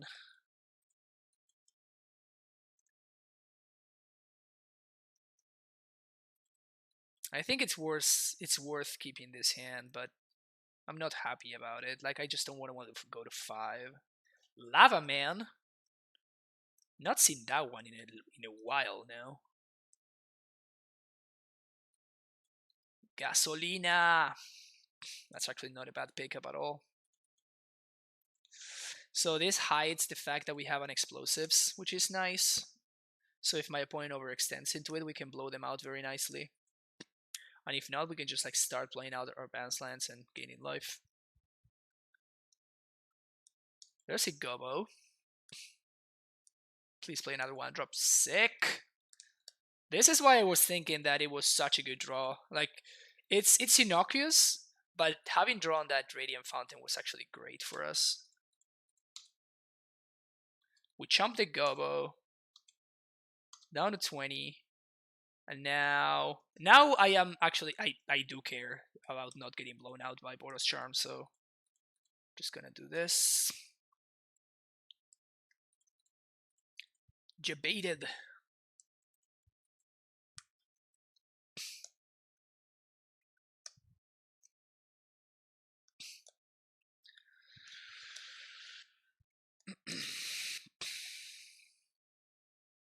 Is this a Pact for Baloth draw? Never mind.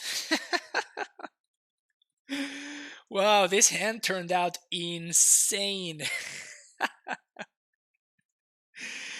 This hand turned out so well, it's hilarious. One more land drop. What do we want to play? He's here with a tier 1 sub. Welcome back to the Primetime Stronghold for the 5th month in a row. Thank you so much for the continued support, Hisio. Message was sent to me here. Well, alright. Punishing and prepare people return from the sideways is definitely one of my favorite streamers and absolutely my top uno MTG streamer. Keep up the good work. Thank you so much, Hisio. Thank you so much for the support. Yo Hobo Joy, thank you for the follow. So I'm wondering whether I want to do this because that makes my opponent's like main phase Skullcrack so much better, and I'm not sure I want to do that. Quentin27400, thank you for the follow. So I'm trying to see what the best possible thing to do here is.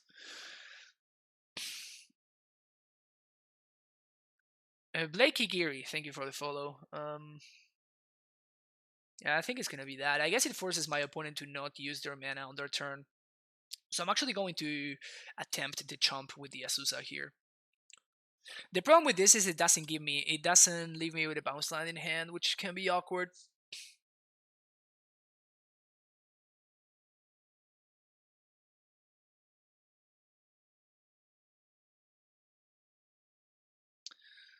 There's the second land. Certainly blocking the Swift Sphere. Now more than ever. Yep. This is basically a free block, because if my opponent attempts to go for it, that means that they are not going to. Can we kill here? Oh, we can swing for 8 here. Yeah, so I'm gonna play Fountain first. We gain life. Okay, yeah, this is game over.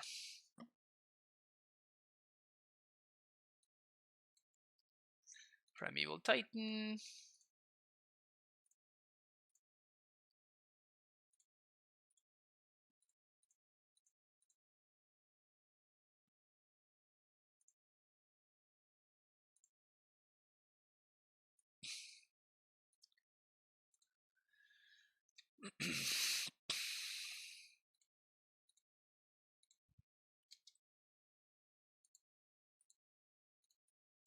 My opponent has perfect information, but it doesn't really matter.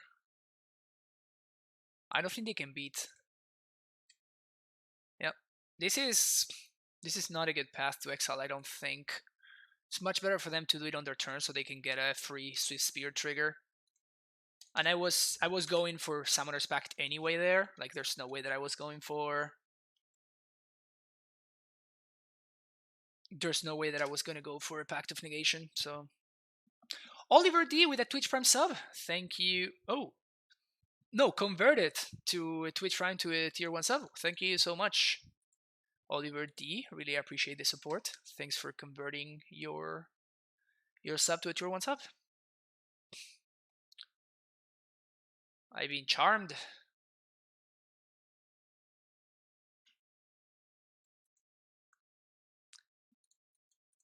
Things looking real good for us. I can haste or I can just take it slow. I think I'm just gonna take it slow. My opponent has 1 card left in hand. Yeah, so we're just gonna get another T-West. We're at 11. My opponent has 1 card left. There's no way we can lose, literally. There's the other path. Yep, my opponent over sideboarded. Or they're like trying to jibate me. It's just like it doesn't really matter. Like, I'm not going to attack. I could have attacked if I wanted to. I just don't think it's worth it. Setting up the next Titan is just much better. Bodo's Charm made so charming spell. Fair enough. Hello, friend. He's actually from Germany as well. Who do you mean? My opponent? I think my opponent's from Italy.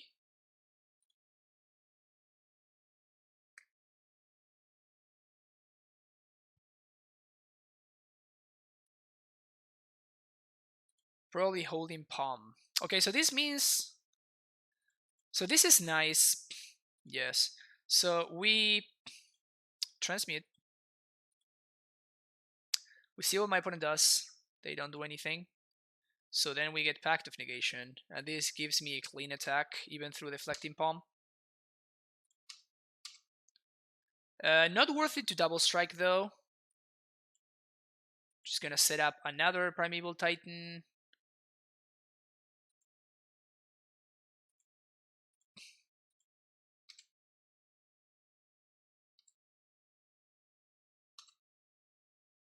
Which I'm going to be able to play this turn because I played my Amulet. And my opponent cannot palm and answer the Amulet in the same turn.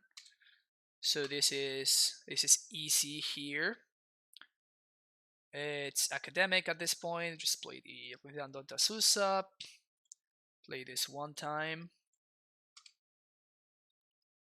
Play this 2 times. And then we play this prime time. Ha! Ha ha ha! You see what I did there? You see what I did there? That's just... It's good humor, you know? Just good humor. Good comedy. Just good comedy. Do-do-do.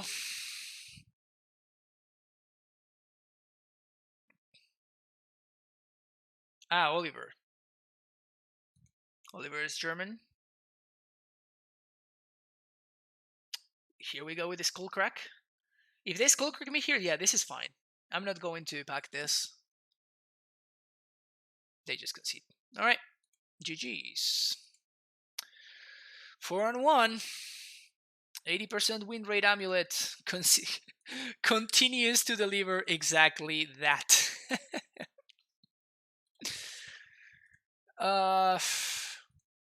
Amulet's great, people.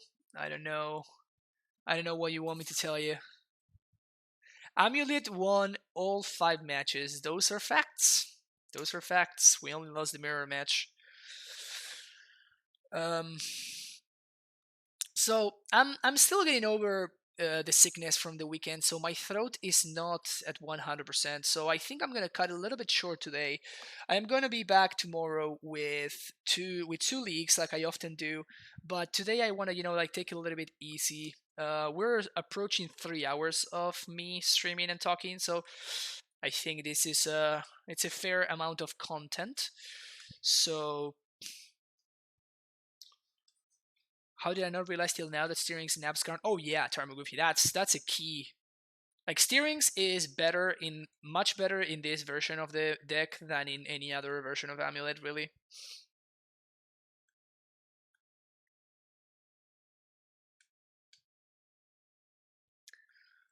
100% win rate, nice league. How did it? Pretty hot. Liquid metal coating, no play. No, France. I think that liquid metal coating is kind of a trap. I tried it a little bit, but liquid metal coating is only good if you are, first of all, if you don't have access to 6 mana, and second of all, if you can protect the Karn. Those are usually mutually exclusive, which means that if you cannot protect your Karn, it's because you're playing it very early, which means that coding is that you have like one or two of these dudes, and if you cannot protect the if you can protect the Karn, you can usually make it to 6 mana. And if you cannot protect the Karn, then Liquid Metal Coding is a 2 mana, do nothing. So I'm not interested in playing that card in my deck. It has some situations where it's decent, like in the mirror against Tron and against blue white. Sometimes it can be reasonable, but I don't think it's worth an inclusion in the sideboard. Yeah, go have a good night, Rancid Flesh. Coding is good in Strong because it's mana denied. Like exactly. So it goes way more with the plan that Tron and Eldrazi Tron have. Even Mono Red Prison, I think that coding is excellent out of the Mono Red Prison deck. We're not in that business. We don't care about that. Karn is more often it's not really a lock piece for us unless it straight up locks my opponent out. But to be fair, Lattice is. I think it is literally the thing out of my Karn wish board. I think that Lattice is the single thing that I wish for the least. Most of the games are Karn coming down and wishing for an explosives, or coming down and wishing for a worm coil in order to set up the following turns, or stopping an opposing planeswalker or something like that, or blowing up my opponent's yard.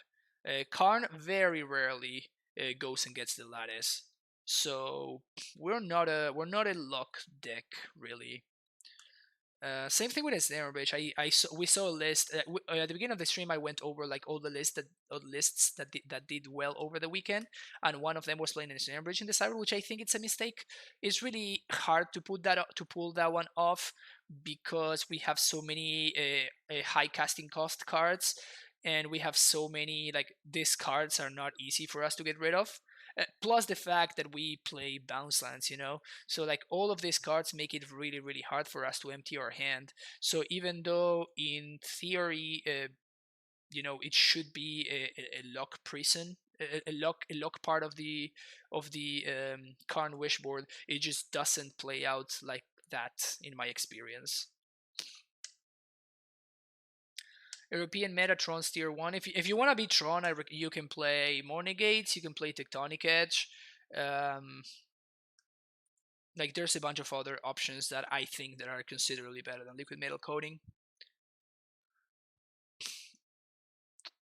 We can protect Karn as well as a lot of other decks. Exactly. Yeah. I agree with everything that you're saying.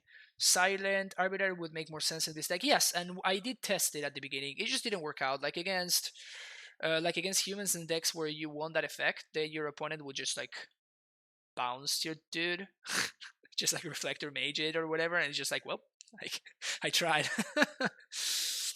You can lay the second HQ in the cyber to beat to Tron more. Yeah. So if you want to beat specifically Tron, then you can play a second Ghost Quarter. If you want to beat Tron and Scape Shift, then you can put Tech Edge, which personally I think it's better. Even against Tron, like Tech Edge is sometimes better than Ghost Quarter, honestly. Just play Damping Sphere. Yep. Nice. Just Karn for Damping Sphere, lock myself out of the game. Tight place. Alright. I think that's gonna be it for me today. Thanks everybody for watching. We had like 116 viewers at the peak, which is awesome. I appreciate everybody hanging out today. My name is Francisco. If you haven't hit that follow button yet, make sure you do so. I will be back tomorrow with more Amulet action. If you would like to subscribe to the channel, you can do it with that link. You get access to these 3 emotes, and tier 2 subs get access to the No Bad Matchups emote, which I think is pretty awesome. And you also get access to the sideboard guide that I write and update regularly for Amulet. In order to get access to that, all you need to do is you need to join my Discord, and you can join the Discord even if you are not a sub. So everybody's welcome there. But if you are a subscriber, you join my Discord, which is the first link over there, and then you link your Twitch and Discord accounts, and that's it. You will access to the sub-only channels where you will find the Cyborg Guide. If you would like to follow me on Twitter, if you're into the social media stuff, that's the link that you can use. If you would like to check out my previous streams, I always upload them to YouTube. That is my channel over there. And finally, if you would like to support the channel, you can donate to the stream. Any donation of I'm actually going to up the threshold a little bit, so I'm going to make it 15. I need to fix that. I will fix that later today. But with any donation of $15 or more, I will play a league with any deck of your choice, be it modern or legacy. If you would like to, if you would like for me to play standard, which probably nobody wants, but if you would like to, I'm down for that as well. But you will also need to provide the cards because I don't have access to any rental service or anything like that. So I just own a lot of cards, but I don't want to own standard cards, if that makes sense. All right. Let's see who we can raid.